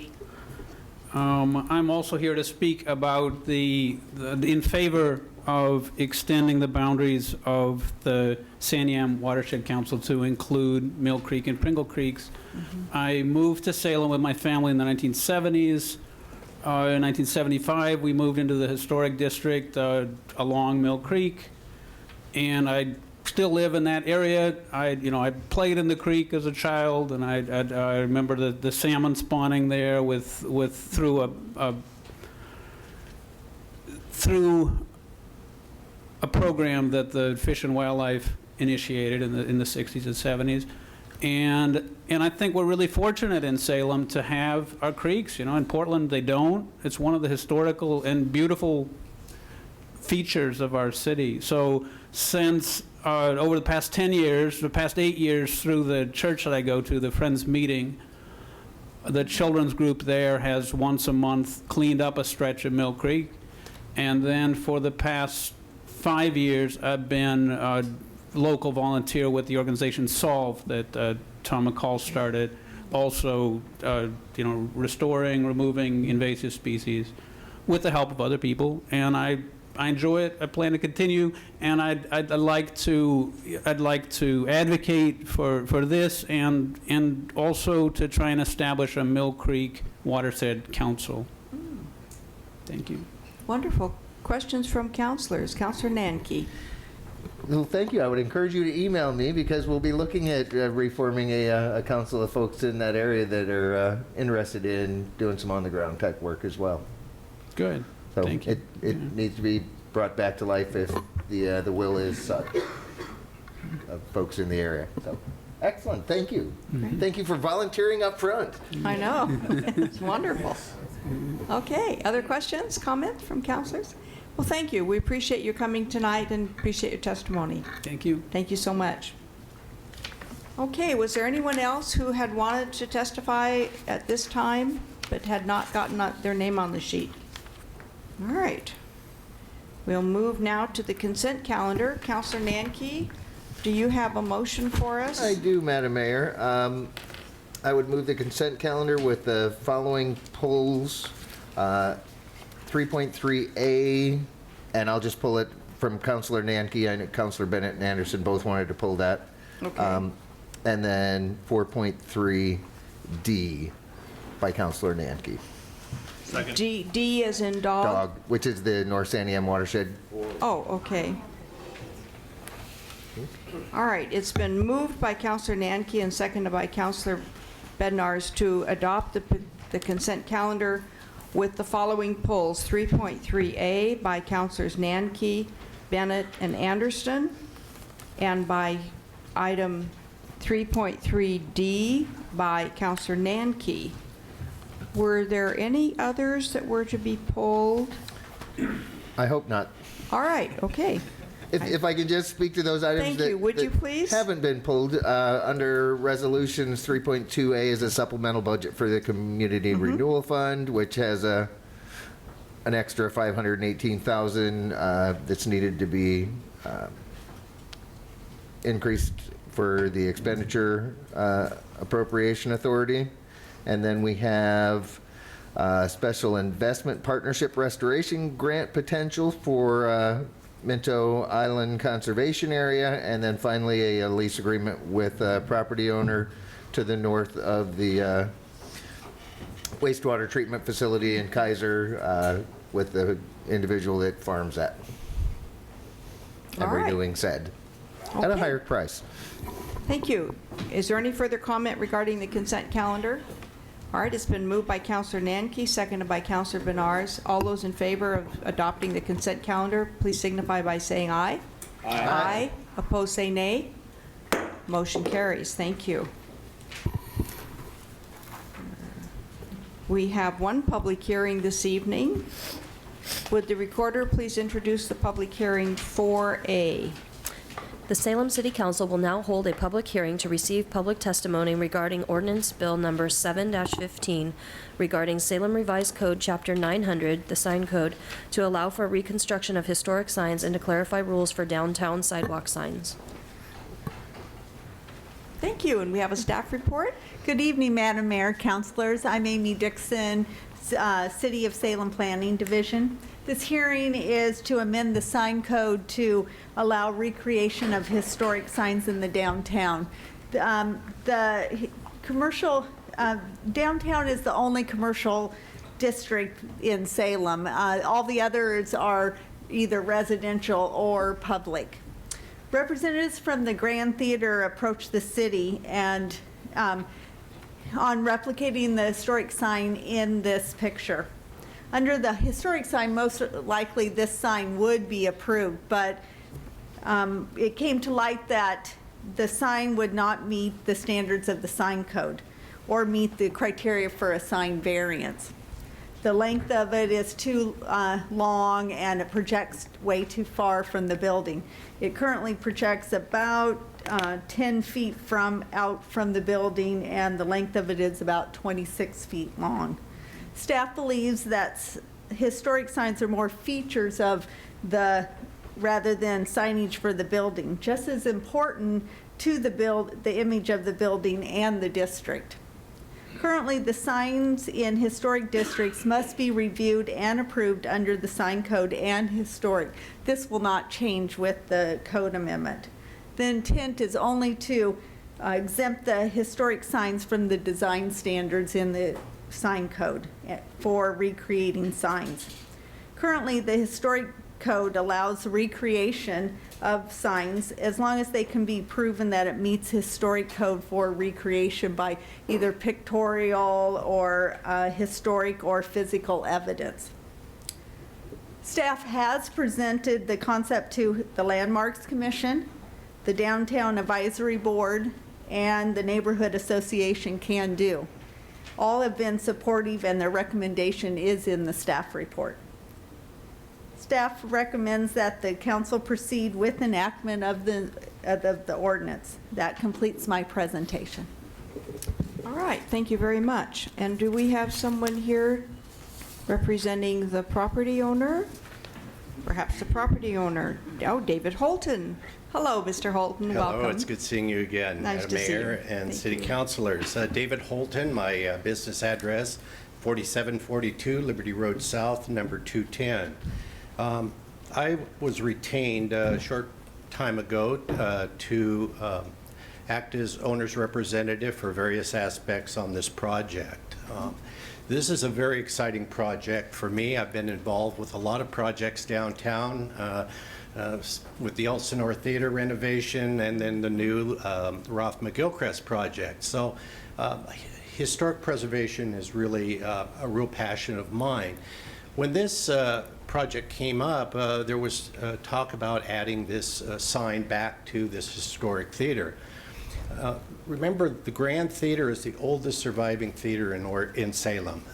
It's when the Reed Opera House closed in the latter 1800s, this was built in 1900, and it filled that void that the Reed Opera House left. And so this has been in operation from 1900 on.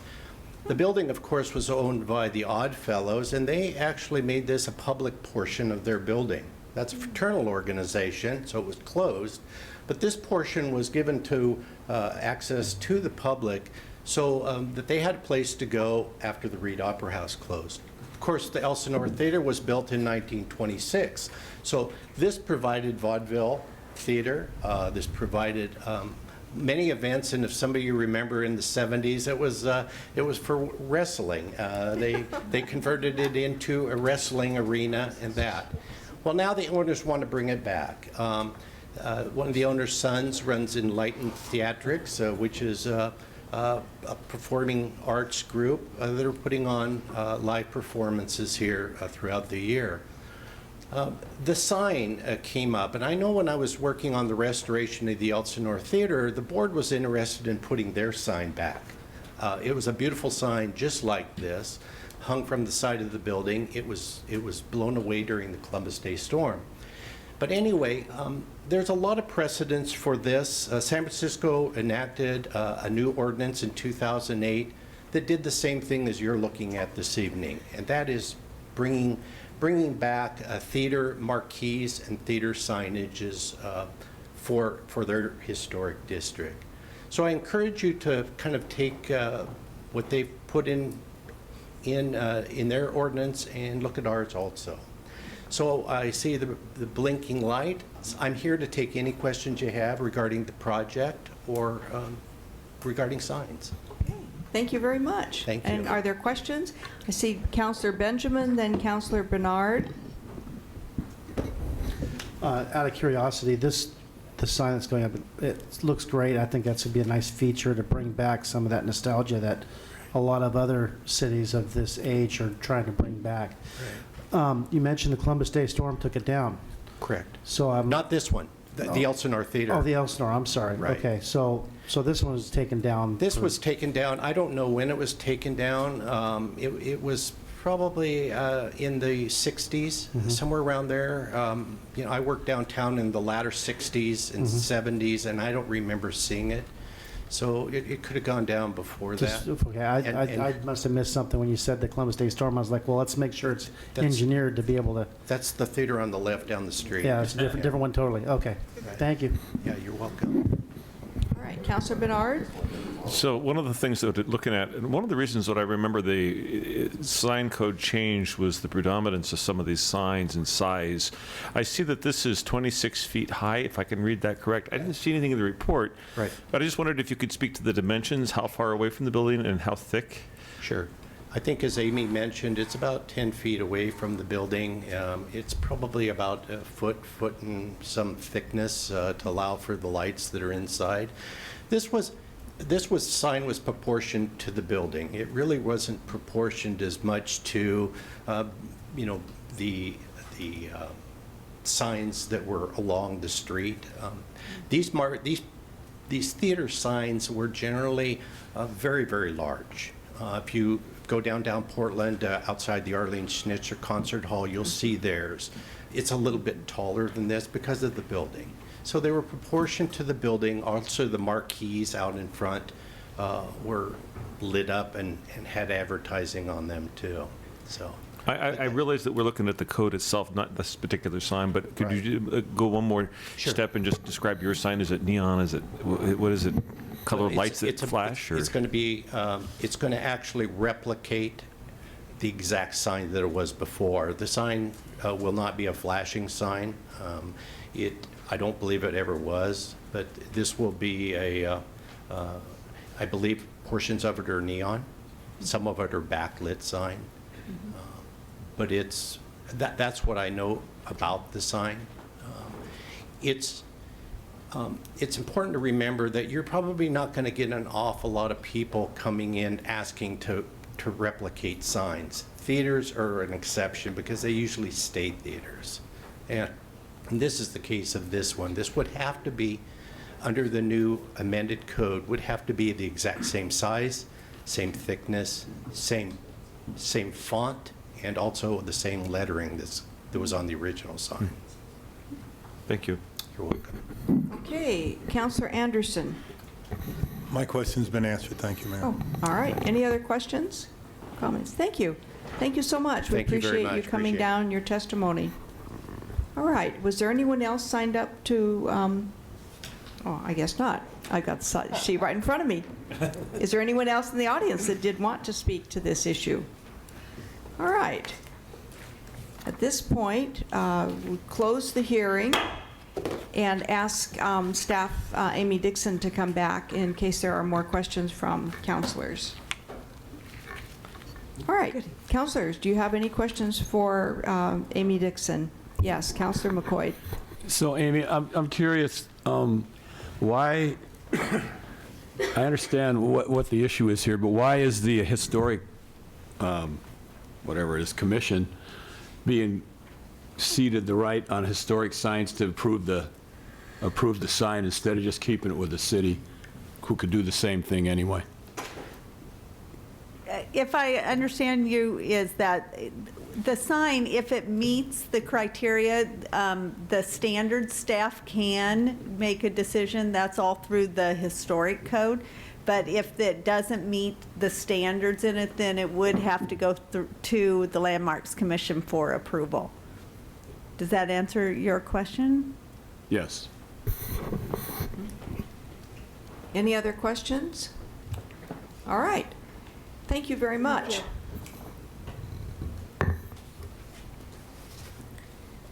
Okay. Let's see. Councilor Bennett, do you have a motion regarding this public hearing? I do, Madam Mayor. I move the council advance ordinance bill number 715 to second reading for enactment. Second. It's been moved by Councilor Bennett and seconded by Councilor Bednarz to move this item, the amendment to the Salem Revised Code, Chapter 900, to second reading. Is there discussion? Madam Mayor, this is just a really, I think, just a really great addition to downtown. I've seen this idea once before in the past number of years, and I'm really glad we've had a chance to see this again. This is, I think, will be a great addition to the building, to downtown, sort of to the streetscape as well. It just adds interest. I'm so pleased they're doing this, and that it so exactly recreates the historic look of that building. It's very exciting. Thank you. Councilor Dickey, followed by Councilor Bednarz. Thank you, Mayor. Yes, I wholeheartedly support this. One of the things that my husband and I do when we travel is we look for signs like this and take pictures of them. And a lot of times it's like, is that an old sign or is that a new sign that's made to look like an old sign? And it really just adds so much character to wherever you are. It's so much fun, and I am very excited about the possibility of this coming back. This is great. Councilor Bednarz? I echo that same sentiment. I think it's a wonderful thing. I go downtown, well, I suppose to enjoy the trees, but I really go downtown to enjoy the businesses that are down there and the ambiance that the signs and the businesses and everything that's going on. I think it's a wonderful thing. I just really hope that this spurs something for the Elsinore Theater as well, because I remember the sign growing up out in front of the Elsinore Theater, and actually the old Capitol Theater, which is long gone at this point. But both were very beautiful, and then had to be completely redesigned, so the only way you can really read the sign is being right in front of the building, because it's flat up against the building. Anyway, I think that's correct, that it's probably going to be best for the theaters and some of the other historic places. Maybe the Middle Crest, if there was something there before, but I don't expect to see a flood of these things coming through. No, I don't think so. Okay, thank you. Any other comments? Okay, so let's see. There is, oh, I'm so sorry, Councilor Benjamin. I'm probably a little late in the game on this question. It just came to mind. Hopefully that this sign is manufactured here in Salem or close to. Thank you. I don't know. Yeah, I don't know. Yeah. But I just want to throw that out there. Okay. Any other comments? Okay. Let's see. We have a motion by Councilor Bennett and seconded by Councilor Bednarz to move this item this ordinance to second reading. Any further discussion? All those in favor of the motion signify by saying aye. Aye. Opposed, say nay. Motion carries unanimously. Thank you. Thank you very much. Okay, we'll move to special orders of business. There were 2 items that were pulled. We'll first attend to item 3.3A, and I believe Councilor Nanke has a motion. Yes, thank you, Madam Mayor. And this is regarding appointments and reappointments to some boards and commissions, and I would move staff recommendation. Second. It's been moved by Councilor Nanke and seconded by Councilor Bednarz. Is there discussion? Councilor Bennett, and then Councilor Andersen. Madam Mayor, I have a substitute motion to move staff recommendation excluding the Planning Commission. Second. All right. The substitute motion by Councilor Bennett and seconded by Councilor Dickey to amend the motion, to approve the motion with the exception of the Planning Commission appointment. Did I say that correctly? You did. Okay. All right. Is there discussion? Yes, Councilor Bennett. Thank you, Madam Mayor. Madam Mayor, my exclusion of the Planning Commission no way reflects on the recommendation from boards and commissions. I think it's a very good recommendation. The situation with the Planning Commission is twofold. One, we have 2 openings, not 1, and it's time to get those 2 filled. We have a panel that we have interviewed, not this council, the previous, or this council, no, I don't think this council did interview. No. And I think that it would be good for everyone to have a chance to meet the 8 or 9 people that have applied for this. They're very good. They're from all over town. And then vote, which is the way we've traditionally done this. I certainly understand the thinking behind this appointment. And again, it does not in any way reflect, I think, on the outstanding candidate that was recommended. I just think it's so outside of the way this has always been done, which is interview and vote. We get a chance to hear what people think, ask them questions, and vote. And that it misses the mark by 1 member. We need those 2 members on that Planning Commission. So I would hope you would join me in this, and we would be able to schedule very quickly the interviews and vote on those 2 Planning Commission openings. Councilor Andersen, followed by Councilor Lewis, and then Councilor McCoy.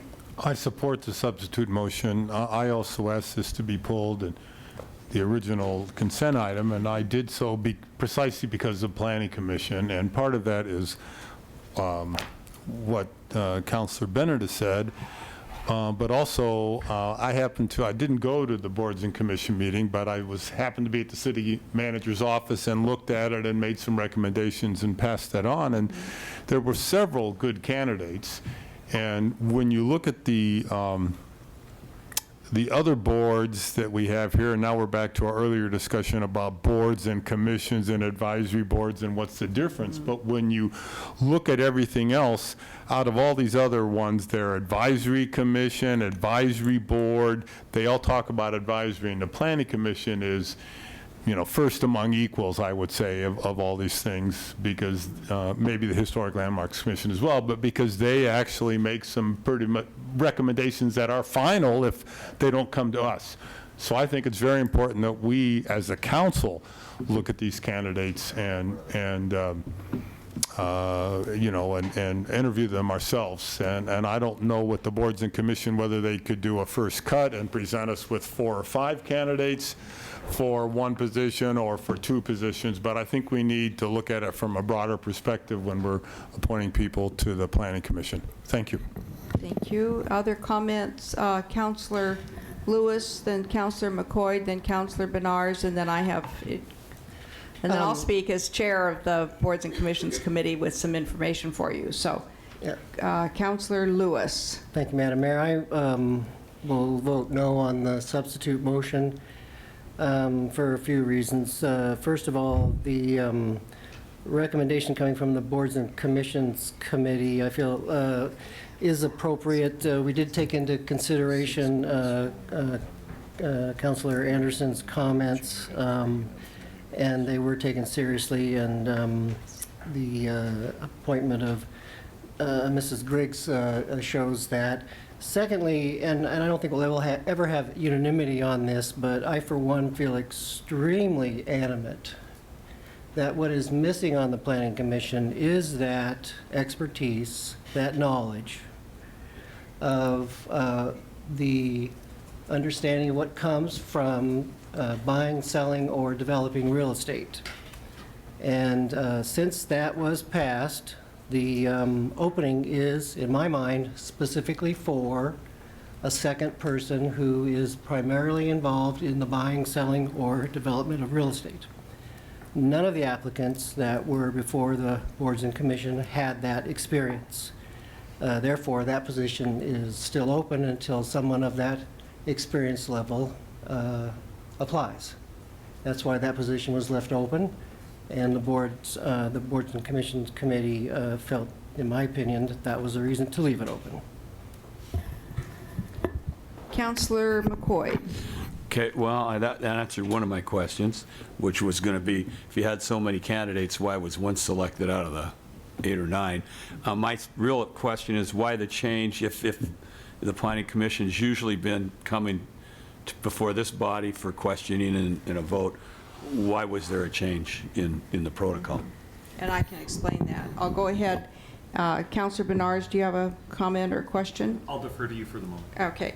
So as chair of the Boards and Commissions Committee, I think it's my responsibility to explain to you the scenario that occurred.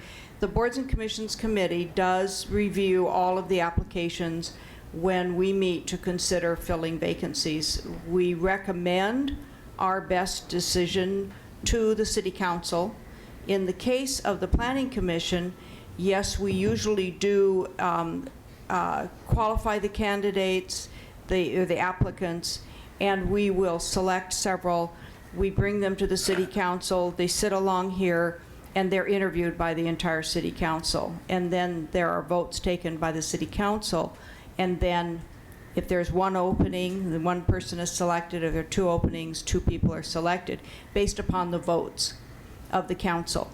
In this particular case, in December, we did have an opening on the Planning Commission, and several candidates were interviewed, and the council voted, and the person with the most number of votes was Josh Pollack, and she was seated at that, or was selected, appointed then by the City Council.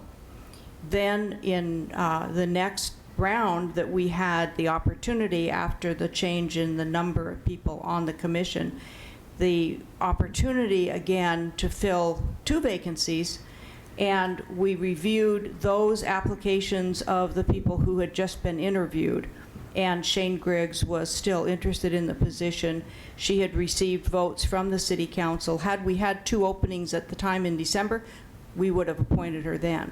So that's why our committee decided to go ahead so that time wouldn't pass and that we'd be able to seat at least one more person onto the council, onto the Planning Commission. And so that's why we brought that recommendation forward to the council tonight.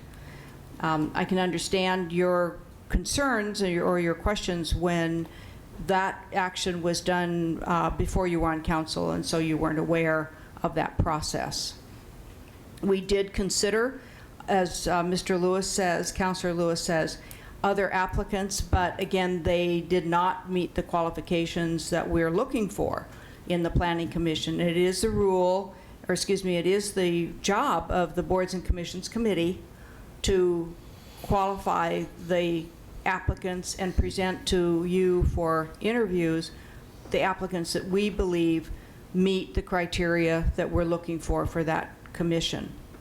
So again, that's why we're at this point and why we are recommending Shane Griggs and why we are still asking for more applications for the Planning Commission. Let's see. Councilor Bednarz, did you have comments? Well, I was taking the moment here to look at my calendar. I know that we have another Boards and Commissions meeting coming up in early June. I was given a list of the people who have applied for all the different boards, and we're always out searching. I feel fairly confident that Shane would fill in this gap at this point. We still have one vacancy that we'll work on in June. The Planning Commission has, was it 9 members on it at this point? It does. So we're missing 2. They've got 7 at this point. I'm worried about quorum as well. I mean, this is an issue that we run into. But I would have no problem appointing Shane at this point for the same reasons that you have spoken to. I just wish I could find the specific date that we're going to have that meeting so that we can figure out how soon. But it doesn't matter at this point. We have an individual. June 28th is our next meeting. Okay, thank you. Okay. All right, other comments? Yes, Councilor Bennett? I just, I don't find the arguments persuasive that I've heard on not voting. I think that this would be the first time I'm aware of ever we haven't voted on a member to the Planning Commission as a city council, been allowed to meet the candidates. But you did. Excuse me. You did. You met her in December and voted in December. I met 9 people in December, Mayor, and I'd like to have the other councilors meet them too. That was a really great panel of people. Okay. And I have no problem with Mrs. I don't think Mrs. Griggs is the issue at all. No. She'd be an outstanding member. I'd recommend her to everyone that they listen very carefully to what she has to say. And certainly she has her relationship to the development interests through her husband and his law firm as well, so she brings some special expertise. But I also would just suggest, in response to Councilor Lewis's comments, that the change we made doesn't say you have to appoint a developer. It doesn't say that, or a realtor. It says we can have up to 2. And I hope we'd get an application fairly quickly from a realtor or developer who's interested. They just weren't interested last time. But it's a chance to, this is the way we have, and I hate to say we've always done it, but it's your right to vote. And it'd be taken away from you, and this sets, I think, a really bad precedent for the boards and commissions to appoint someone either to the Budget Committee directly or to the Planning Commission, which both have legal status. These are very important statutory committees. These are created by statute. They have responsibilities. I think we'd be stepping back from a basic responsibility. I mean, I can see if you want to wait on the other one till you get more applications, fine. Come back with 2. But hopefully we'll get to see a panel of 8, 9, 10 people. It really is instructive, and that was an outstanding group of people, including Mrs. Griggs. Mm-hmm. Well, I appreciate your comment, Councilor Bennett, and certainly don't want to infer that the Boards and Commissions Committee was trying to put one over on the council or do something that was unusual. In fact, under the rules, it is allowed to do exactly what we did. In hindsight, would we do it again? I don't know. Today's vote will tell us that. We'll see. But we certainly were not doing anything that was not allowed by council rules. Councilor Andersen. Thank you. I want to say I appreciate Councilor Lewis's comments and about, my input, and I know it was considered, and that's not at all my issue about that. I was just indicating that I wasn't at that meeting to discuss it, but I know my comments were considered fully by everyone. Mm-hmm. I also agree with Councilor Bennett that it doesn't say we have to appoint 2 people. It says that we are limited to 2 people, which means theoretically you don't have to have anybody from the real estate industry on the board. And if there were that many qualified candidates in December, and the only reason we're not looking at 2 now is because one of them wasn't from the Real Estate Commission, I don't know that that's a valid reason to not appoint 2 people. Okay. Councilor McCoy, followed by Councilor Dickey, and then Councilor Nanke. Interesting discussion.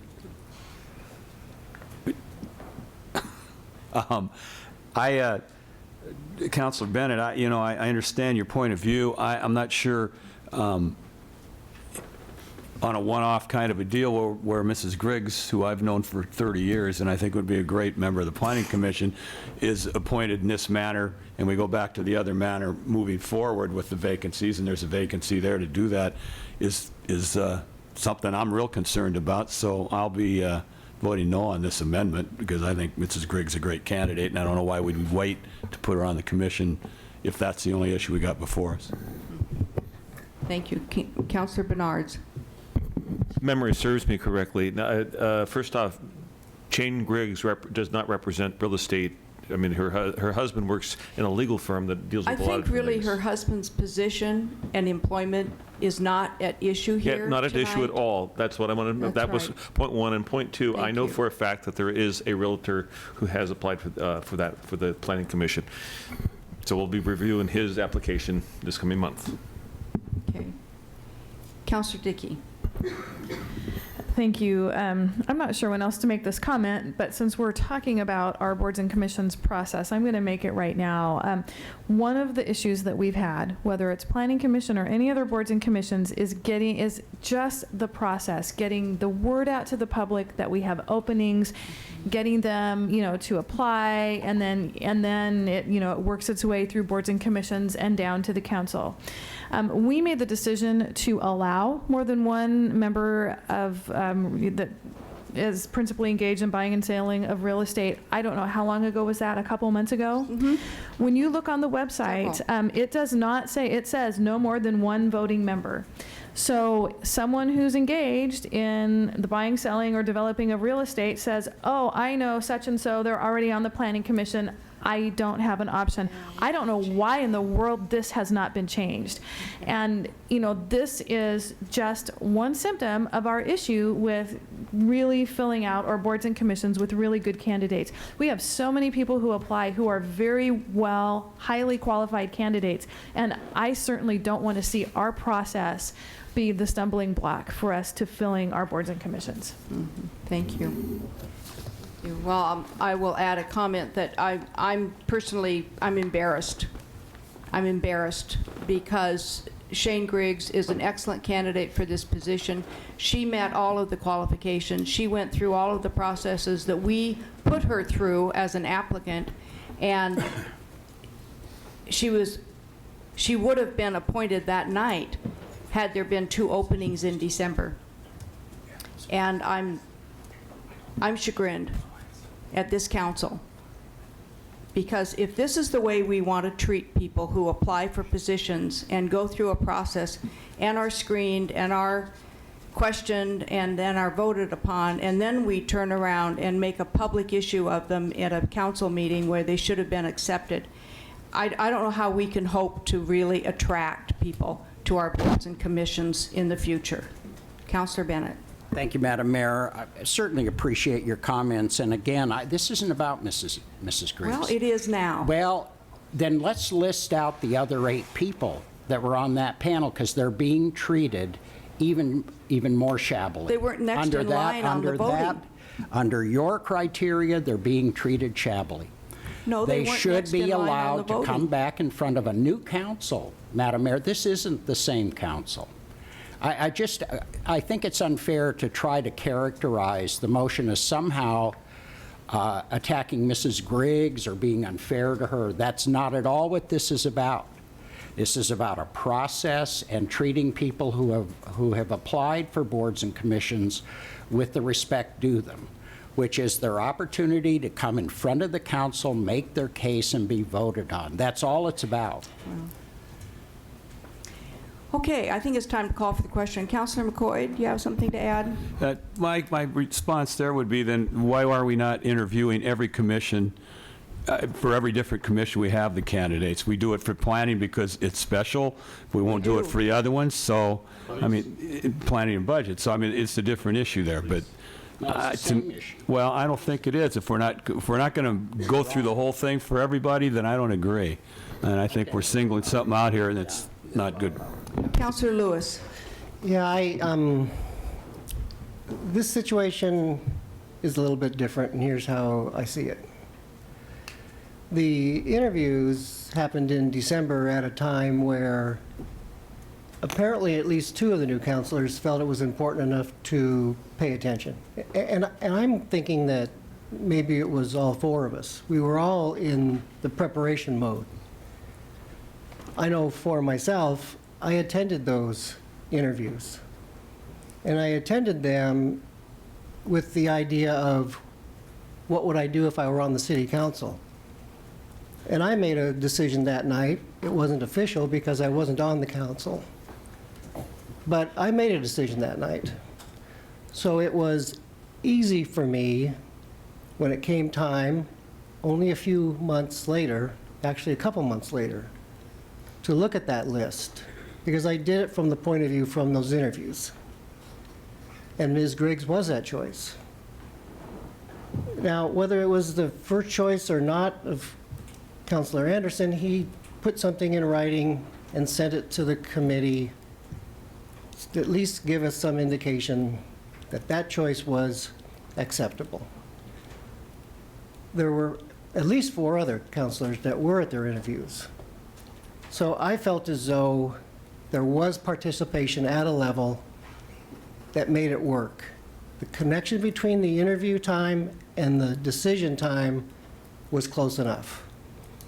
So it met the common sense test for me. As far as the requirement for 2 people involved in real estate, no, there's no requirement.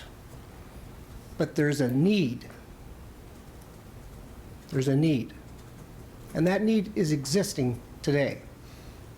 That's why that second position was not filled, because there was nobody qualified in that group that was interviewed. As far as getting somebody, it is going to take some time, because there hasn't been a whole lot of encouragement for people in that type of business to apply for a planning commission position. So it will take some time to fill that need. But the need is there, and there will be somebody found. Okay, was there any other comment? Councilor Benjamin? I'd like the opportunity to be able to interview a few people that primarily deal in real estate, because we've opened it up a little bit more to add 2. I'd like to get the ball rolling and see if we can get 2 in those positions so we can see how that works instead of waiting till later. But that's all I'm concerned about. Okay. Thank you. Thank you. Okay, I'll call for the question. It was moved by Councilor Bennett and seconded by Councilor Andersen. No, I don't think so. Councilor Dickey, thank you. For the amended motion to accept the, I have to go back here and try to remember exactly what you said. Accept the recommendation of the commission with the exception of the planning commission position. Okay. All those in favor of the amended motion signify by saying aye. Aye. Opposed, say nay. Nay. Okay, the nays need to raise their hands. 1, 2, 3, 4. Okay, motion passes. Thank you very much. Appreciate everybody's comments. Okay, our next item is item D, for 3.3D, which was pulled by Councilor Nanke. Do you have a motion? Yes, thank you, Madam Mayor. I would move staff recommendation with the following modification to the letter included on the last page of the staff report. In regards to the first sentence, replace the words, or just delete the word service area. And then in the second to the last line of the first paragraph where it indicates service area, replace that with the word boundary. You're faster than I am. I've got So to find essentially, that on my page here. It would read then, the City of Salem fully supports the North Sandium Watershed Council's proposal to expand its boundary to include Pringle, Croydon, Pettijohn, Laurel, and Mill Creek watersheds. Incorporating these watersheds into North Sandium's boundary will be beneficial to the city at all. Second. Okay. Thank you. It's been moved by Councilor Nanke and seconded by Councilor Bennett to accept the staff recommendation to authorize the mayor to provide a letter of support for expanding North Sandium Watershed Council service area boundary, and the report should be amended as so noted by Councilor Nanke. All those in favor of the motion, please signify by saying aye. Aye. Aye. Opposed, say nay. Motion carries unanimously. Thank you. Okay, in your packet, you saw information reports. Were there any questions from councilors about the information reports? Okay, we'll move to ordinances. Would the city recorder please introduce the first ordinance, 8.1A? Ordinance number 915 relating to parking, amending Salem Revised Code Section 102.135. Okay, thank you. Is there staff information, or do we just vote? Okay. Councilor Nanke, do you have a motion regarding this first reading? I do, Madam Mayor. I would move that council advance ordinance bill number 9-15, amending Salem Revised Code, Chapter 102.135, to increase parking fines, to second reading for enactment. Second. Thank you. It was moved by Councilor Nanke and seconded by Councilor Bednarz to advance the ordinance bill 9.15 to increase parking fines to second reading for enactment. Is there discussion? Call for the question. All those in favor of the motion, please signify by saying aye. Aye. Opposed, say nay. Motion carries unanimously. Thank you. We have a second item under ordinances. Would the city recorder please introduce 8B?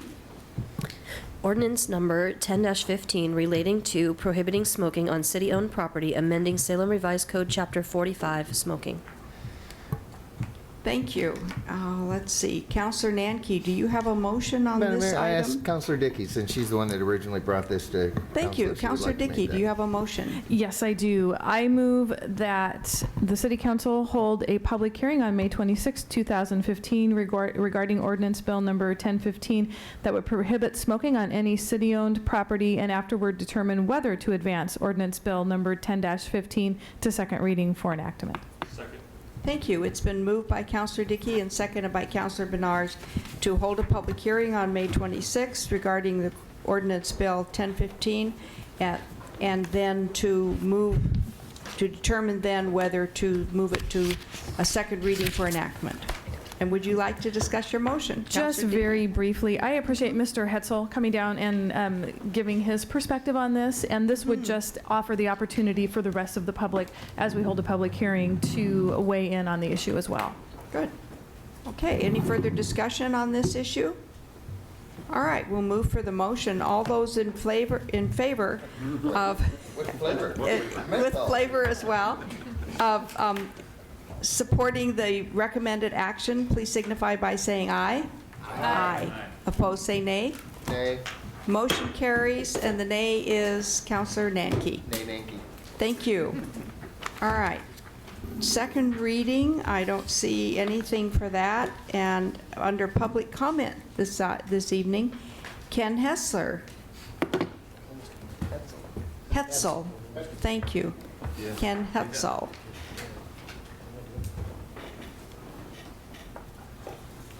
Good evening, Madam Mayor and Good Councilor. evening, welcome. I'm going to talk about incremental trauma. In 1996, I had a mental break and became so depressed I couldn't find my shoestrings to pull myself out.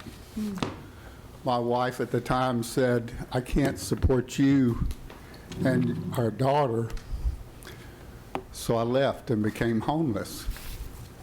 While I was homeless, she filed for divorce and child support, and I sought mental health treatment.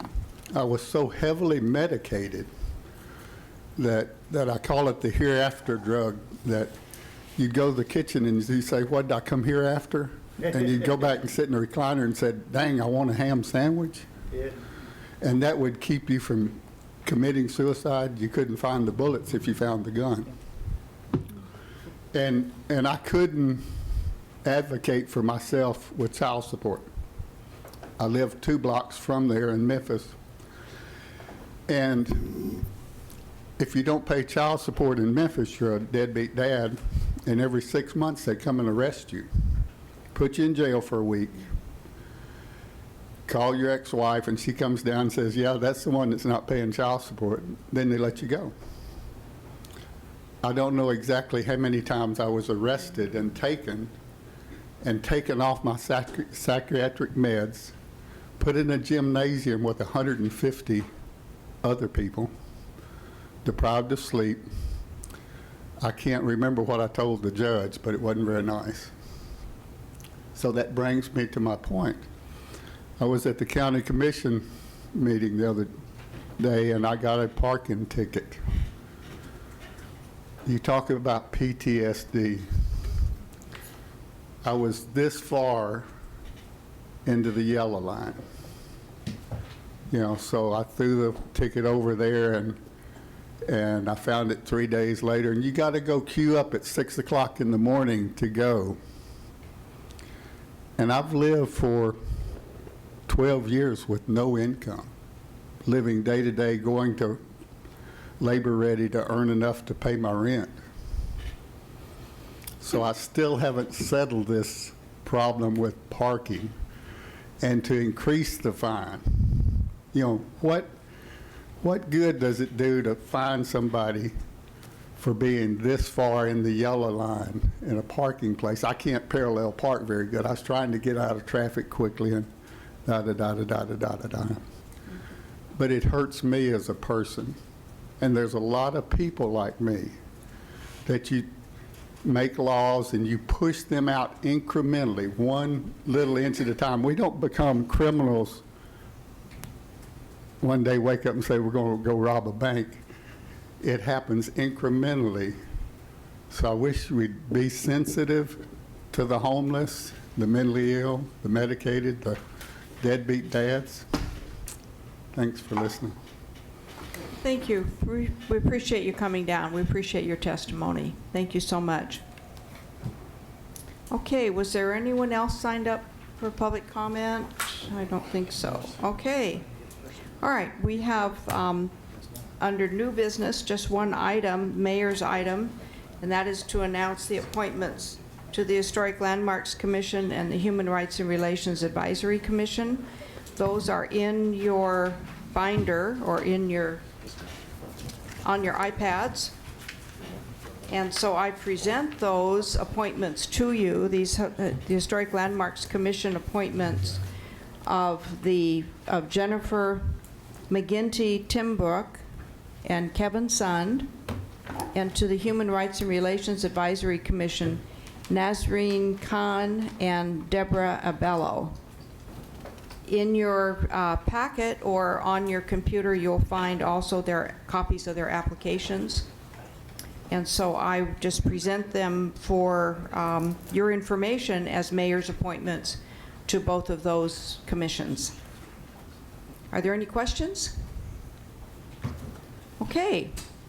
That's the end of my items, and we have no councilors' items and no further business to come before us. We are adjourned.